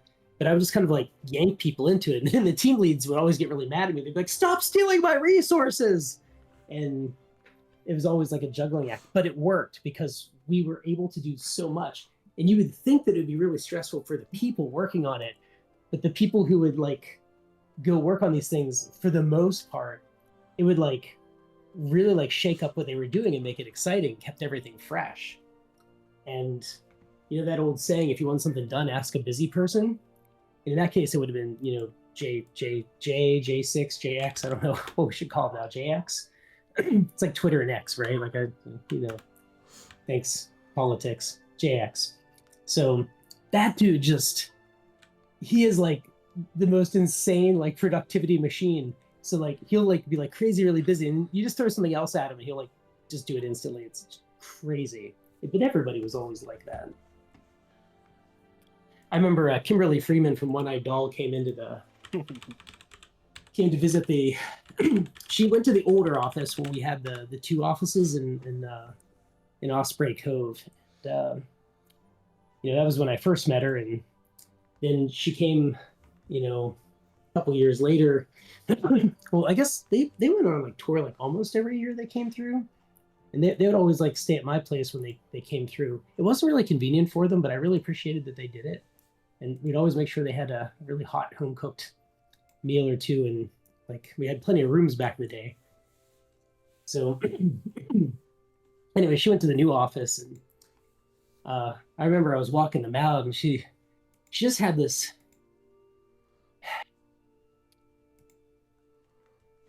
People who are on the road like her all the time, they have to wear like a mask.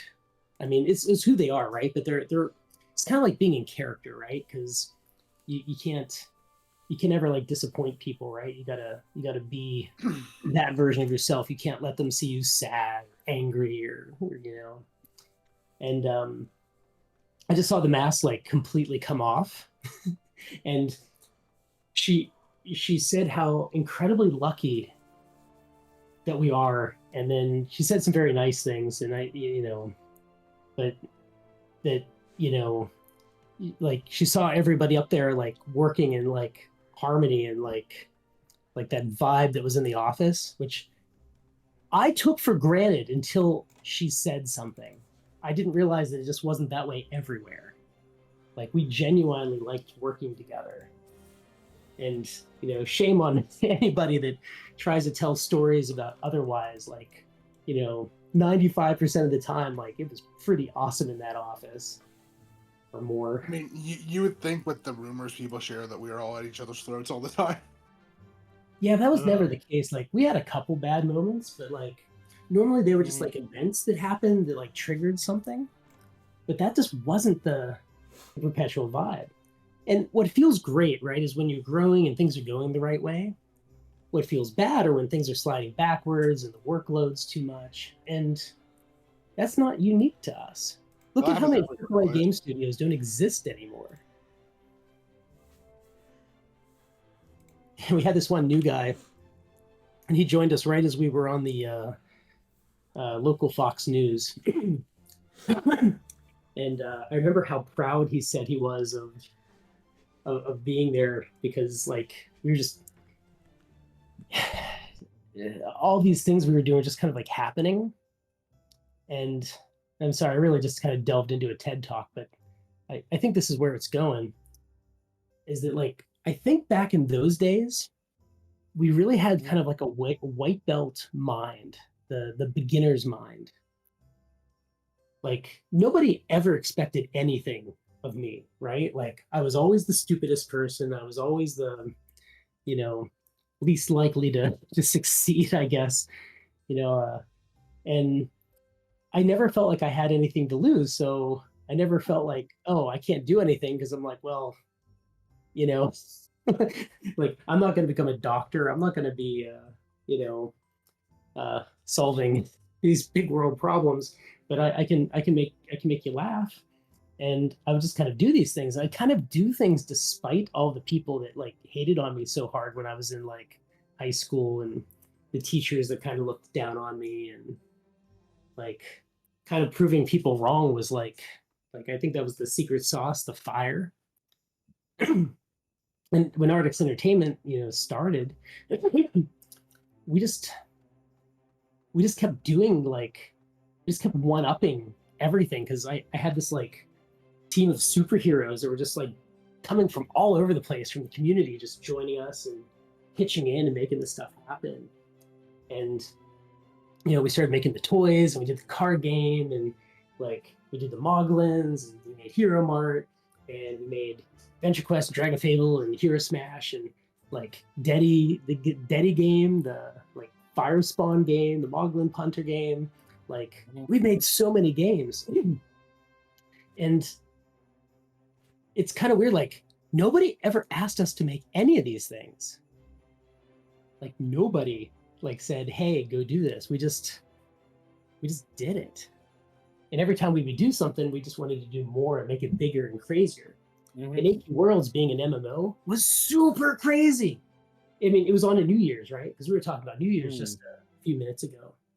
And I had a party, and I invited, all my friends were the people I worked with. I don't have any friends that I don't work with.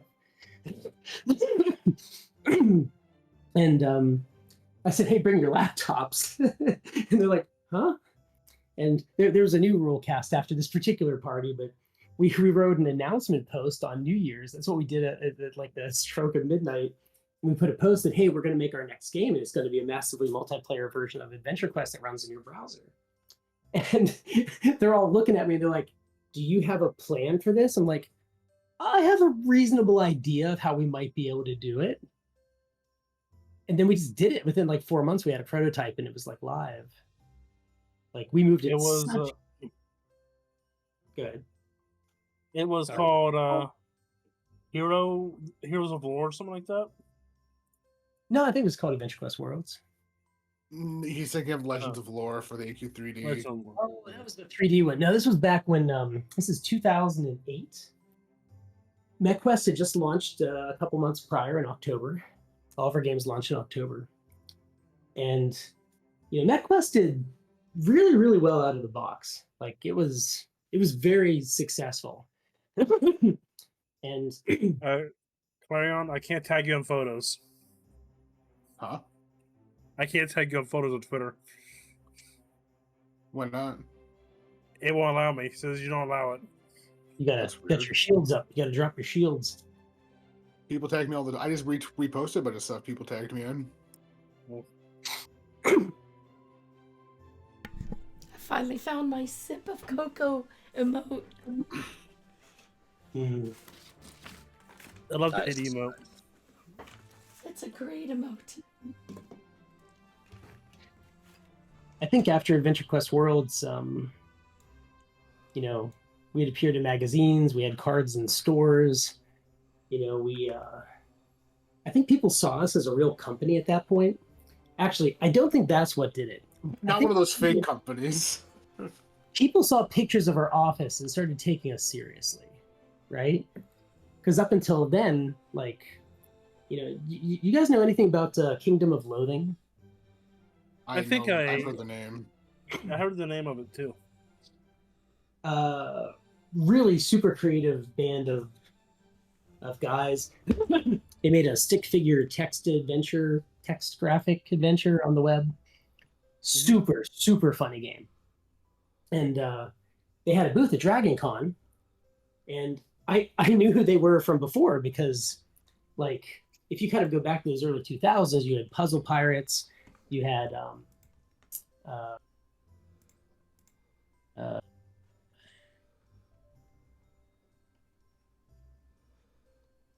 okay, I just had massive brain failure. Hang on, loading. Morning of the West.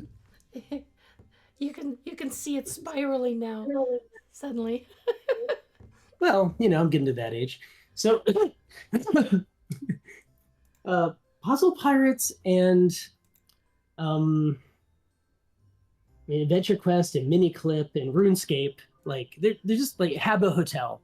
There just weren't like that many big things. There were like tons of little things, but big things were pretty far and few between. And Kingdom of Loathing was one of those like nobody knew how successful these guys were. Like, these guys were so successful, and they had a very similar story to us. Their top guy had a house, but he invited everyone to come live and work at the house. So like, they made a documentary in their early days, and I have it on DVD upstairs. And like, it's so wild how similar our stories are.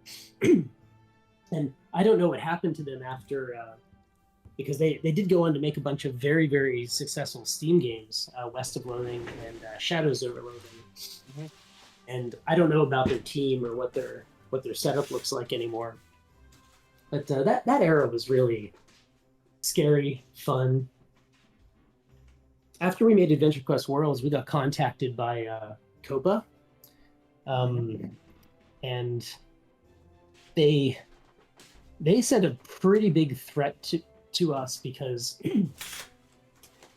back then collecting information of children and stuff, they didn't know, like, there weren't rules yet, and suddenly they were like, hey, you can't collect personally identifiable information.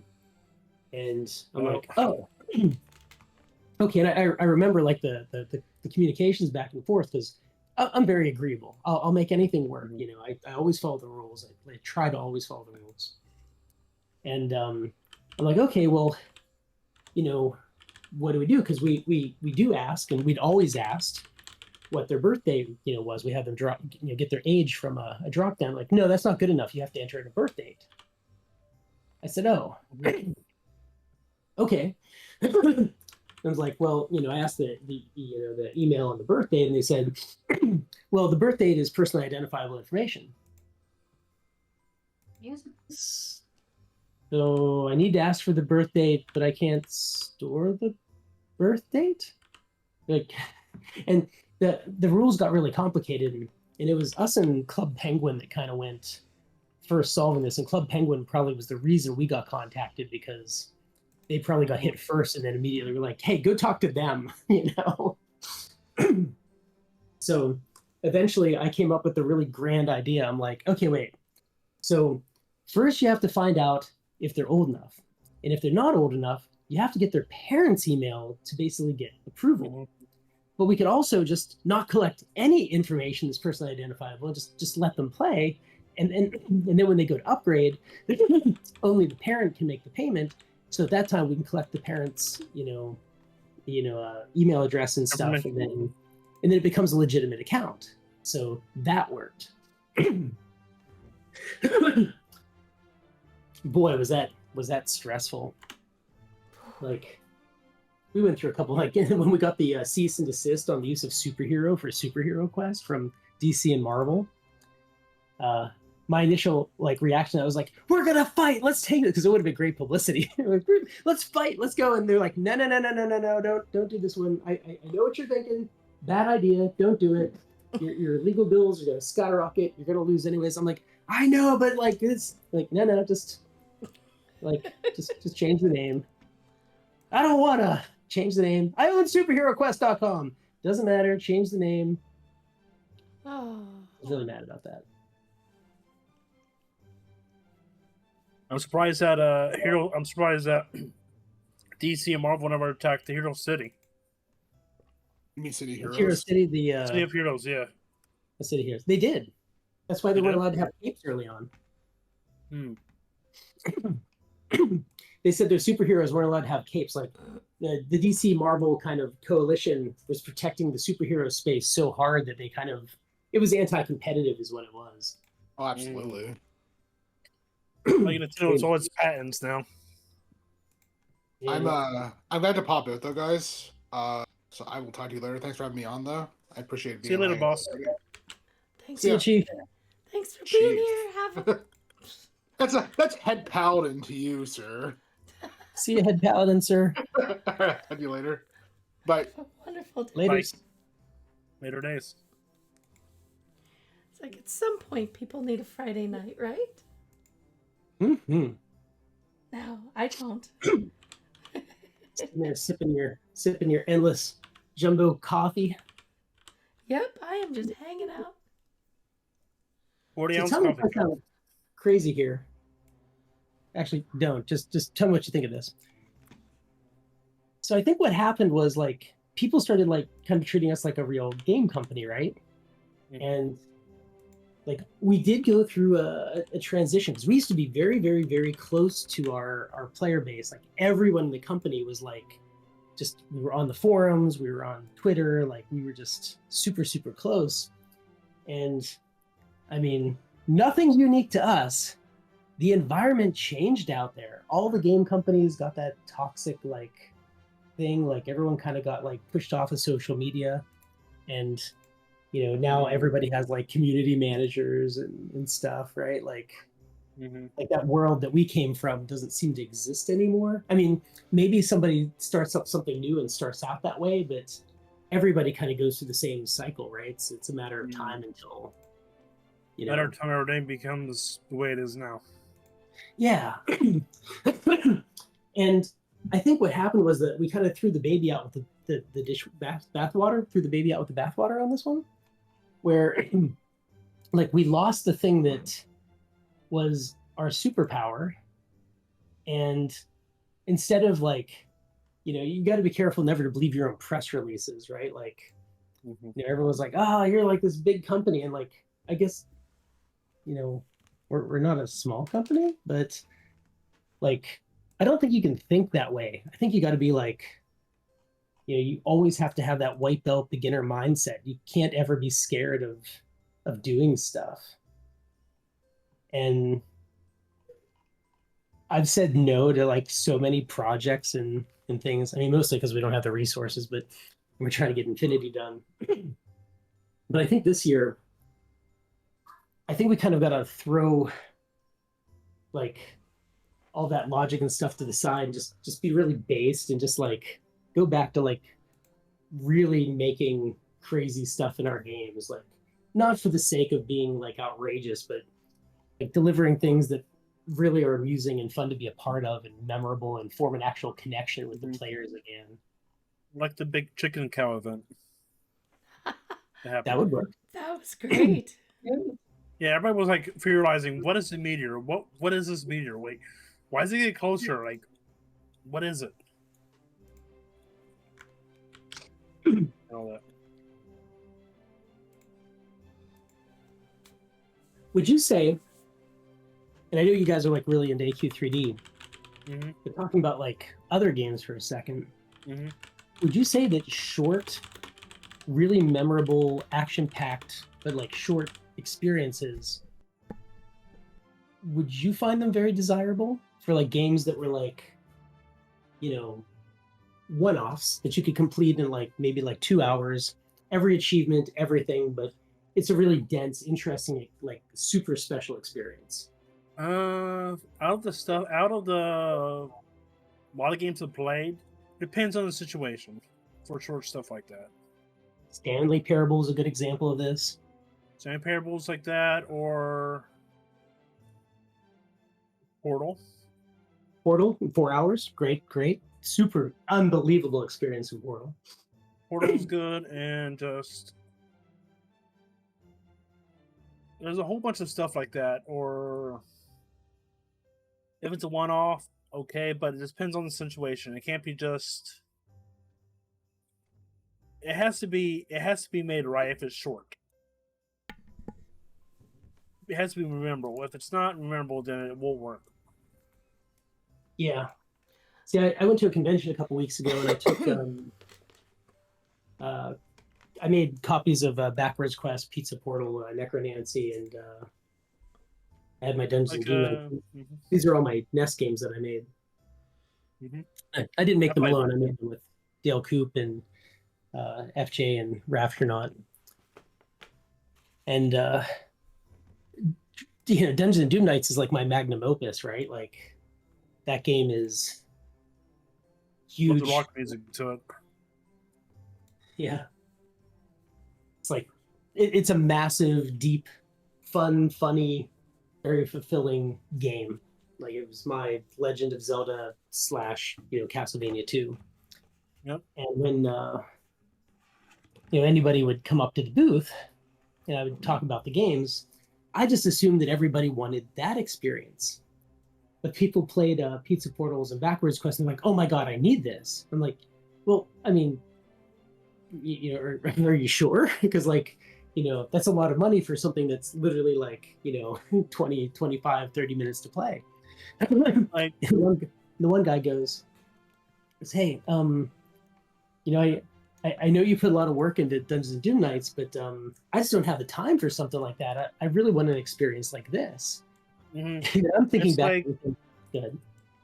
Like people enjoy games like let's just put this in the curveball, like Lethal Company or Repo, because you're short but sweet, but they have eventful moments that happen.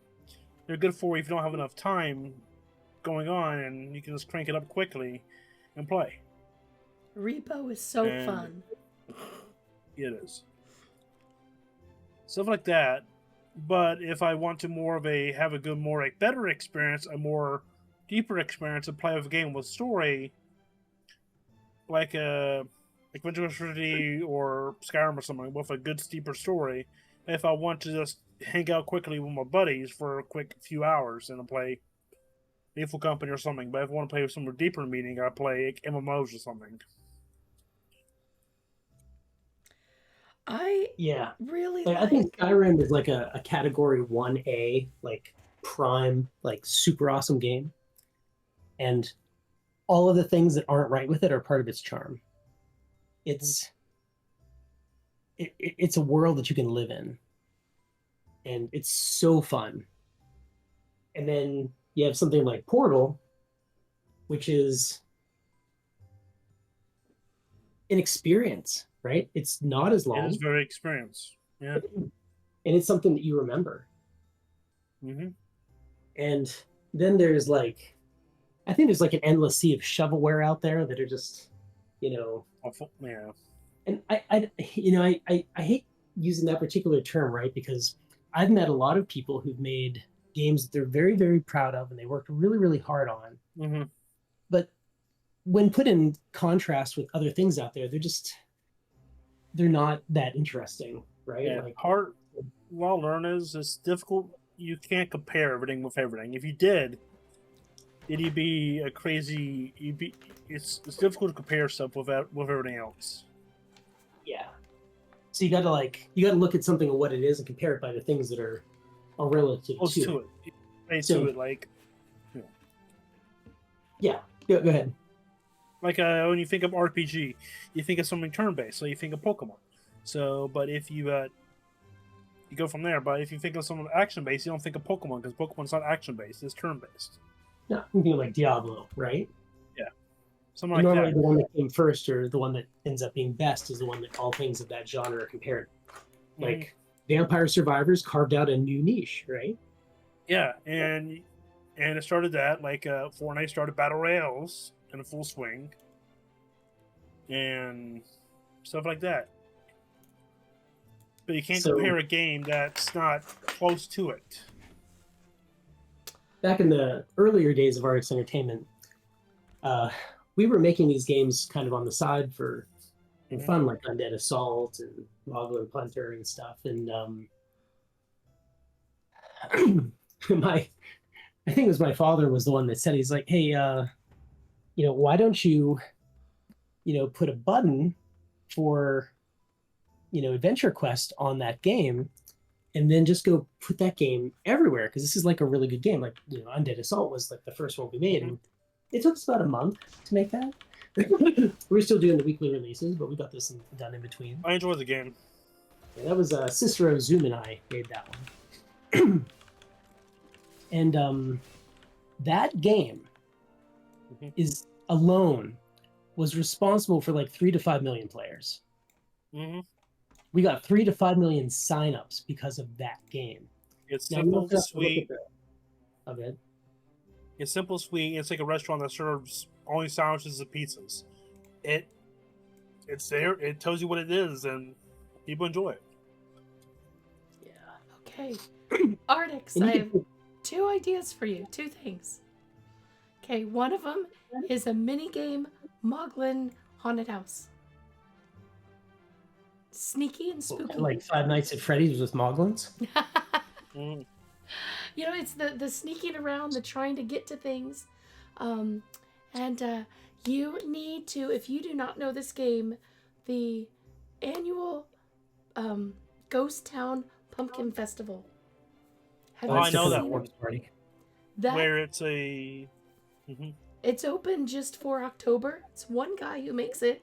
And every single year I go to it. And this year, he added the moon. People go in, they carve pumpkins. There's a haunted house you have to solve. There's a movie theater. There's a moon. There's every year there's new activities. And What's this called? it's called the annual Ghost Town Pumpkin Festival. Somebody else tell him. It is. I'll send you a link. Okay. It's, yep, annual Ghost Town Pumpkin Festival. And it's my annual Halloween stream. And it is so much fun to go in every year and just play the new content. It is. It's And So when there's it says up to no 200 voice players chat, at no once- text chat, just yeah. No, you're just little ghosts. And And does this game, like, are they running servers or just like no, I players? think servers? there's like one server. no, he only opens week. it in October for about a month through the week after Halloween. Oh, And he actually has it as free, but if you want to buy the hats pack, then it's like send $2. It's really cool. Something small like that. Or I would love to see replayable mini games inside, In 3D. and not just events where things are dropped, but actual a mini game going through a haunted house or saving Escape the room. an escape room. Yes, just something that's not big, but anyway, escape room is very, very doable. Hmm. that's the haunted house at and I'll send you the stream links so you can get a look, because you can't see it until next October. But I love smaller games like that, and as much of an MMO player as I am, I don't really have the time a lot to dive into a long, when something goes in and like you have to go and do this and solve it over 2 or 3 hours. I don't have 2 or 3 hours to sit and play through something. But if it's something like in Repo, if you can save progress, and do it in batches. I love the 20 sneaking. minutes. I love building. I mean, that's just me. That's my stuff. I either want story, or I want to build, or I want sneaky stuff. And if you can put them all together, sweet. Look at us. We're all still going. I was supposed to switch streams, and I'm just like, nope, just listening to stories. Standing here like our original streams, Artix. Doing nothing, just standing here. I mean, I was here like last year doing it with New Year's, so.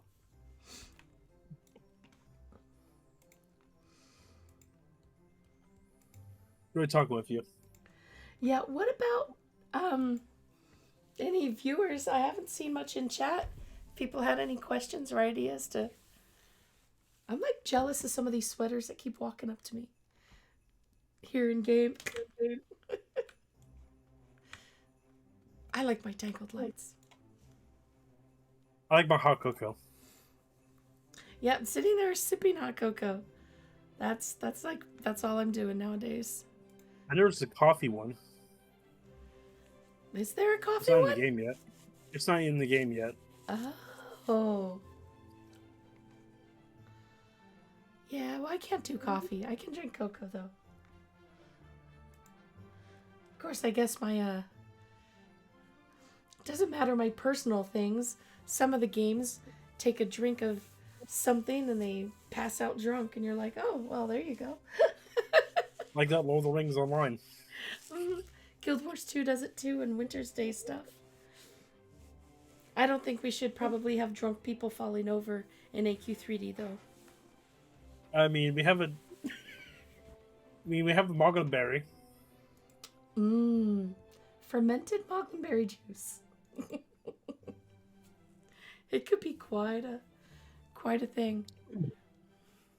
Originally, we were supposed to have a potion shop, and I wrote up a line of quests for the potion shop, and they kept sending you out to make potions, but you would always kind of like make it wrong, and then it would just increasingly get weirder.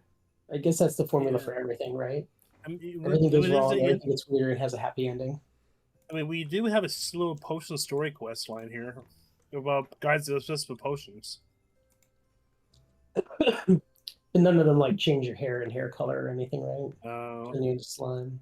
Maybe change your body size, like use that potion from April Fool's Day that where everybody got was weird shaped. Could do that. Mutation juice patch, well, pouch, whatever. You can hear her making notes.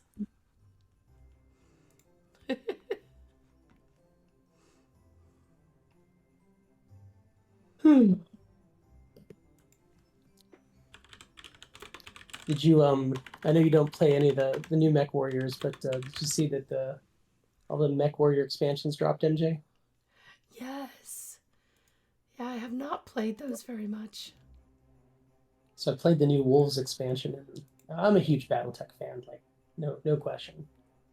And this one's very near and dear to my heart because this DLC contains all of my favorite storybook characters in like one place and one of the biggest events that happened in BattleTech history. Like it's like a super fanboy moment. Like and like here I am like a grown adult like playing this game. Like I'm like, oh my god, I'm fighting alongside of, Natasha Kerensky and Phelan Ward.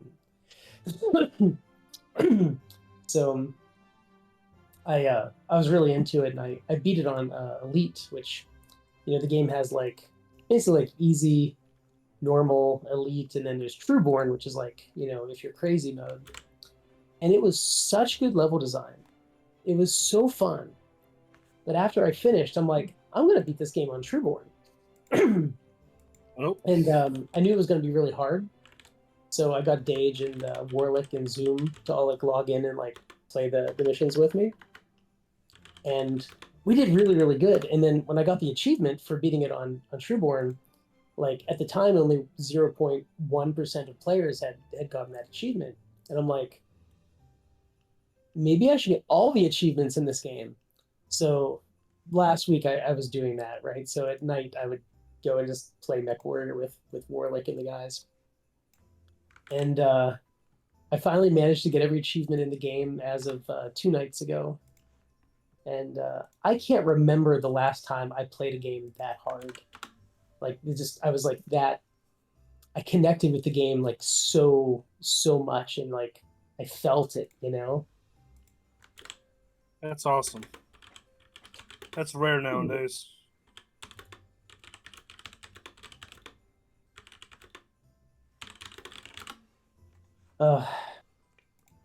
It's easy to kind of fall out of love with games when like real life and stuff, and then finally find something really fun and just kind of sucks you right back in, and good times. What about some kind of races? Like Ooh. a sledding race or a slalom race? Downhill. I think we just need to add Steam achievements to AQ3D. First of all, we don't have any. There's no achievements to collect. But I mean, once we get the intro situated, then I think we can put the achievements in.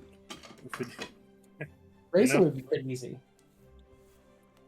Controlling the movement-based cheating, though, because we don't have the movement cheating detection isn't we made a decision that we wanted the game to be more fun and we wanted to be flexible over trying to lock down every movement and make everything, because the game can be really unfun if like the server has to be completely authoritative. Mm-hmm. You get into a lot of bugs there, and I know other games have done it, but like that's an entire anti-cheat and all that stuff. So I don't think we would be able to stop cheating in racing. It would be infrequent, but it would definitely happen. But what if we made racing that didn't matter if you cheated? Then make it a free-for-all bumper car kind of. Exactly. Yeah. PvP race, but without fighting. Like, okay, so I don't particularly like PvP and stuff, but have you played Party Animals? I had not. How can you not have played Party Animals?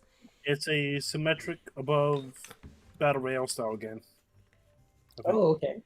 You're a stuffed animal, and it's stuffed animal physics, and you're trying to beat people up with frying pans and lollipops, and anyway, you're trying to bump people off, and something like that can be a lot of fun because it's not so serious, but you're still trying to win. Mm-hmm. See, and we're introducing Artix here to many things. Yes, teach me more. Show me thy I'm a way. big. I know fishing in video games. Yeah, what's your favorite kind of fishing? There's a lot of different implementations of fishing. This might be kind of a crazy one. I do not like Stardew Valley's fishing. Wait, say that again? I do not like Stardew Valley's fishing. What's your favorite fishing? What do you like? Okay. If I like fishing mechanics that do not have too much into the system, like you have to do a whole puzzle, like something like Helldivers, just to catch a fish,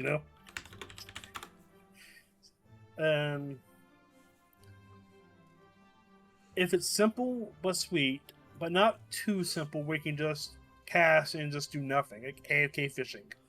You have to have some form of interaction. That's what I agree with. I do not like strictly fully AFK fishing. Okay, so you like cast, wait, click. Yeah, something of the sort, or some game of the sort, but some interaction, because if you're just AFK fishing, then that's not fun. I do not Actually, like that. Personally, I would prefer fishing to be like an idle game, where you just click and then it just does it automatically, and then you just make choices that are outside of the realm of actually fishing. But that's because I'm really lazy. Like, I'm okay with if you're fishing, you get better upgrades to make your quality of life much easier. Then you get to a point where you can auto fish, then I'm okay with that. But if it's just out of the gate, I won't be able to earn that if you have to AFK fish. In Ultima Online, so I had a member of the guild that I started back in college, started a private UO shard, and the first time I ever really went fishing in a game, I don't know, could you go fishing in any of the Elder Scrolls games? I don't think so. The first one that had fishing was because it was modded was Skyrim.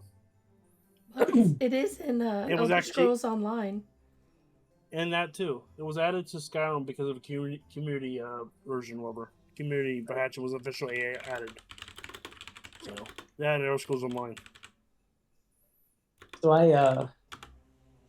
I guess my first fishing experience was in Ultima Online, and like it had that really primitive. You just click, and then you either catch something or you don't. And then every once in a while it'd be a monster. And I think RuneScape was literally just Ultima Online. It was like an Ultima Online clone. This Alma pet does not purr, does it? I swear I just heard purring somewhere. I think somebody travel form maybe. I think some travel forms purr.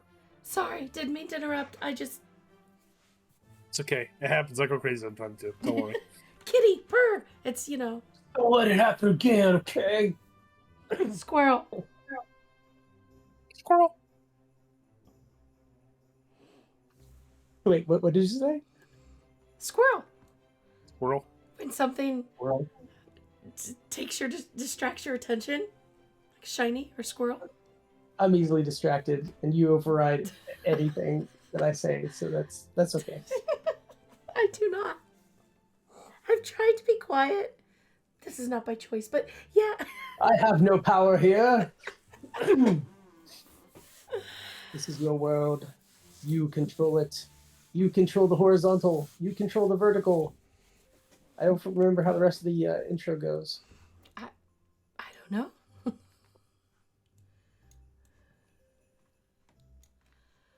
What were we talking about? You were talking about fishing. Fishing in games. Yes. And Haruto asks who have ever played But my Delta Force.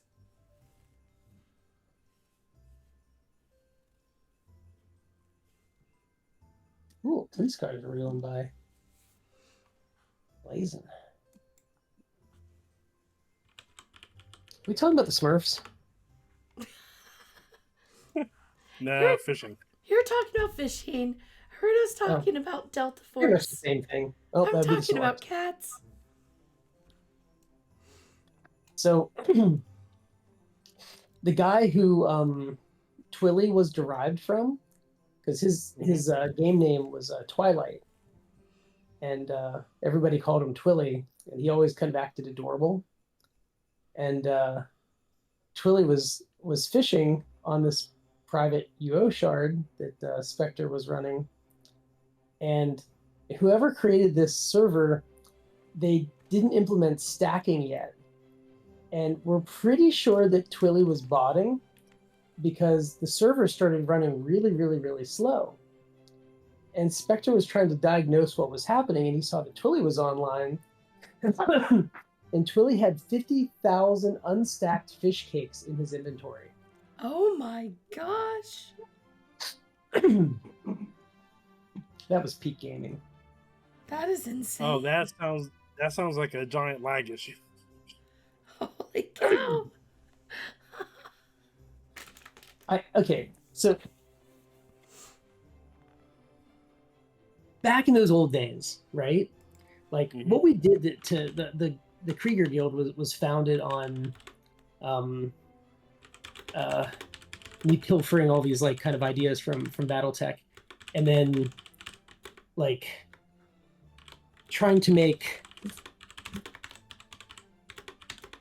Diablo more fun, Diablo 1. Because back then you only had like 4,000 people on BattleNet at any time.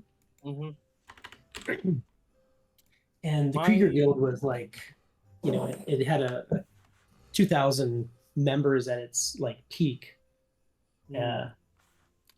So like in 4,000 concurrents versus 2,000 like people, very different, right? Because there were a lot of people who played Diablo. Anyways, so we would like run all these events and do stuff and quests to try to make it a more entertaining experience. Once the game kind of got boring and everybody had their whale plates and stuff, you know, we would do all these things, and the social interaction, the camaraderie was really fun. And from that, that group, you know, the core cast of Kriegers stuck together throughout many games, including Ultima Online, where they were the first ones to build a castle on the Great Lakes Shard, and they had quite a history behind them. And sadly, I only played Ultima Online for like a day. I like got killed by a cat, and then somebody like took all my stuff, and I was like, I don't like this game. It was really laggy in those early days. I can imagine. Oh, the early like dial-up internet was Oh, I remember playing WoW on launch. Or not launch, but near launch. Got it when I was 13 years old. good times. Crashing. Dialed up too. In EverQuest, the Krieger Guild was basically the Uber Guild of the Tunera server. You could kind of guess. There was another guild called the Storm Ravens that were really big too, but like, you know, yeah, EverQuest was such a brutal game. If you were not in Uber Guild, you never saw in-game content.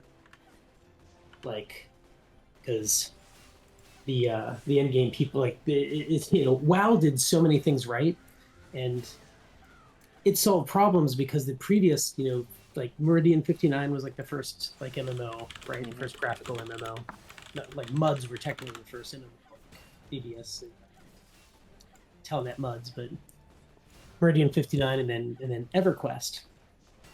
And EverQuest was like such a great experience, and like everyone kind of expected it to be like, you know, like the Elder Scrolls games, but it was like much more rigid, and it was a brutal game.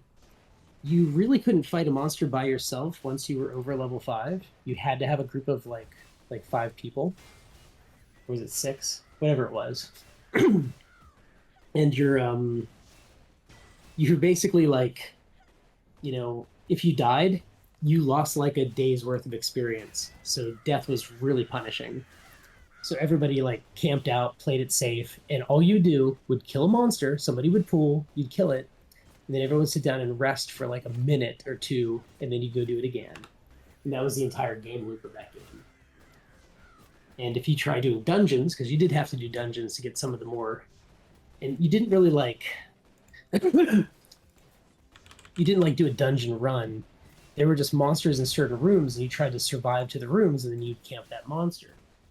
But the problem was the entire dungeon was one map, and there was no instances, right?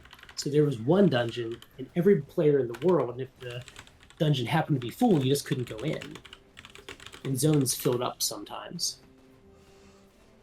And if you went down to the bottom of the dungeon, and you were like the top group, and everybody was like throughout the dungeon, you know, groups were fighting monsters, and your fight went south, and you tried to run, you would run all the way back to the beginning of the dungeon, and every single monster you passed within like a giant, like the aggro radiuses were huge in this game.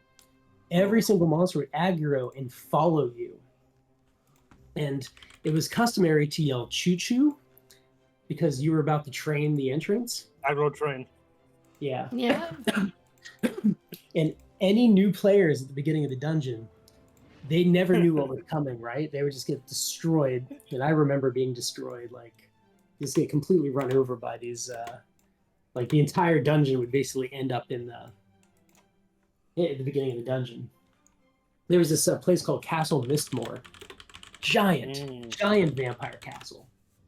Yes, super it was pretty interesting. giant. Like, say again? It was pretty giant. I mean, it was crazy how. Oh, you played? I play a little. You're still talking about Ultima, correct? EverQuest. EverQuest. I play a little bit of EverQuest. I stopped playing it about a few years ago, but I used to play it all the time. I enjoyed EverQuest. I enjoy EverQuest more than 2. I'm not a big fan of EverQuest 2. I never played 2. Oishi was really into 2. EverQuest 2 is much better. It's totally I better. heard much better things about it. EverQuest 2 is very much better. I could not play EverQuest 1. It was Which pretty started brutal. wars at SOE Live, let me tell you.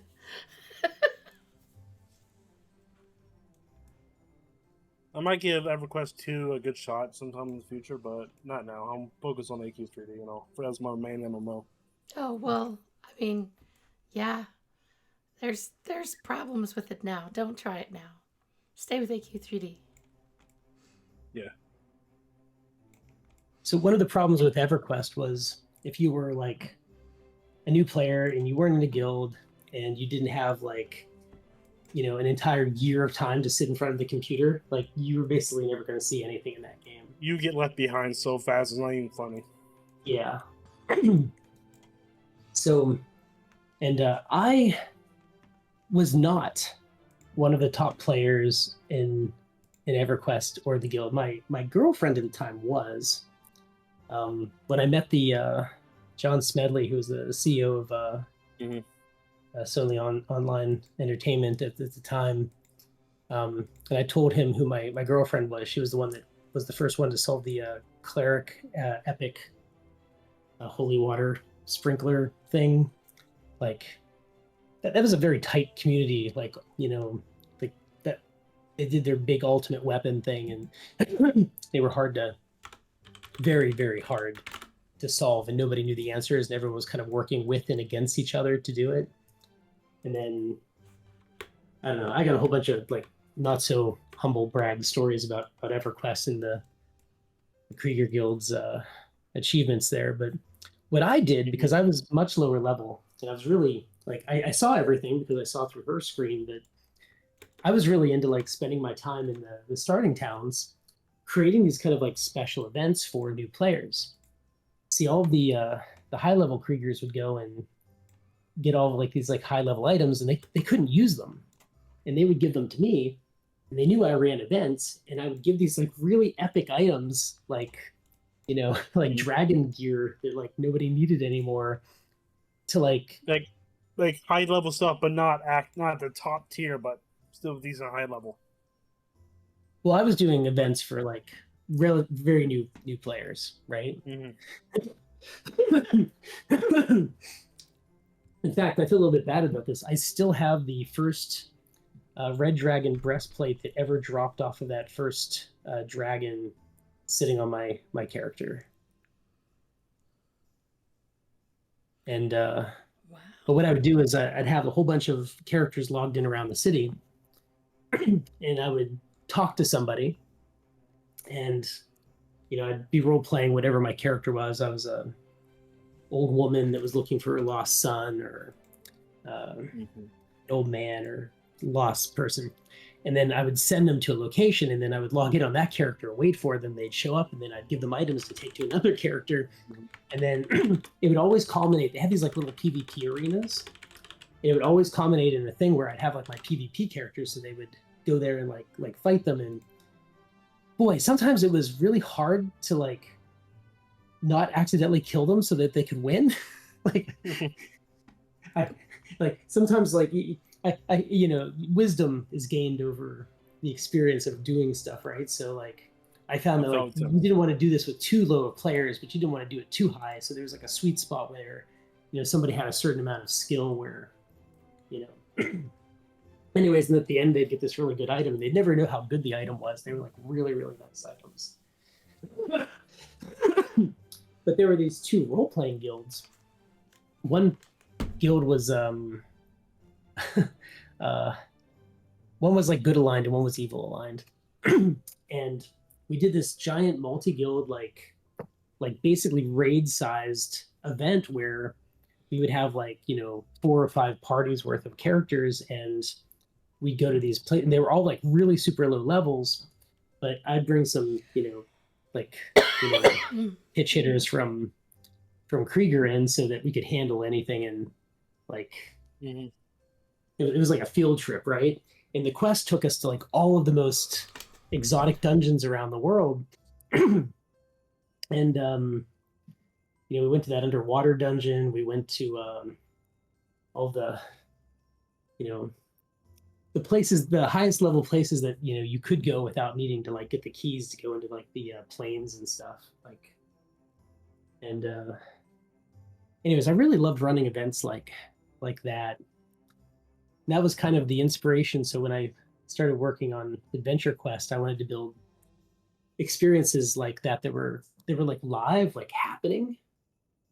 Because the reward for doing those things was the reactions and like how excited the people were that were a part of them. Like it really is like really rewarding to like do something truly like to give somebody an experience and have them be like, oh my god, I've never had anything like that before. Back when I was sorry, I'll make this my last TED Talk story, I promise. No, maybe I better not promise that. No, hold that thought.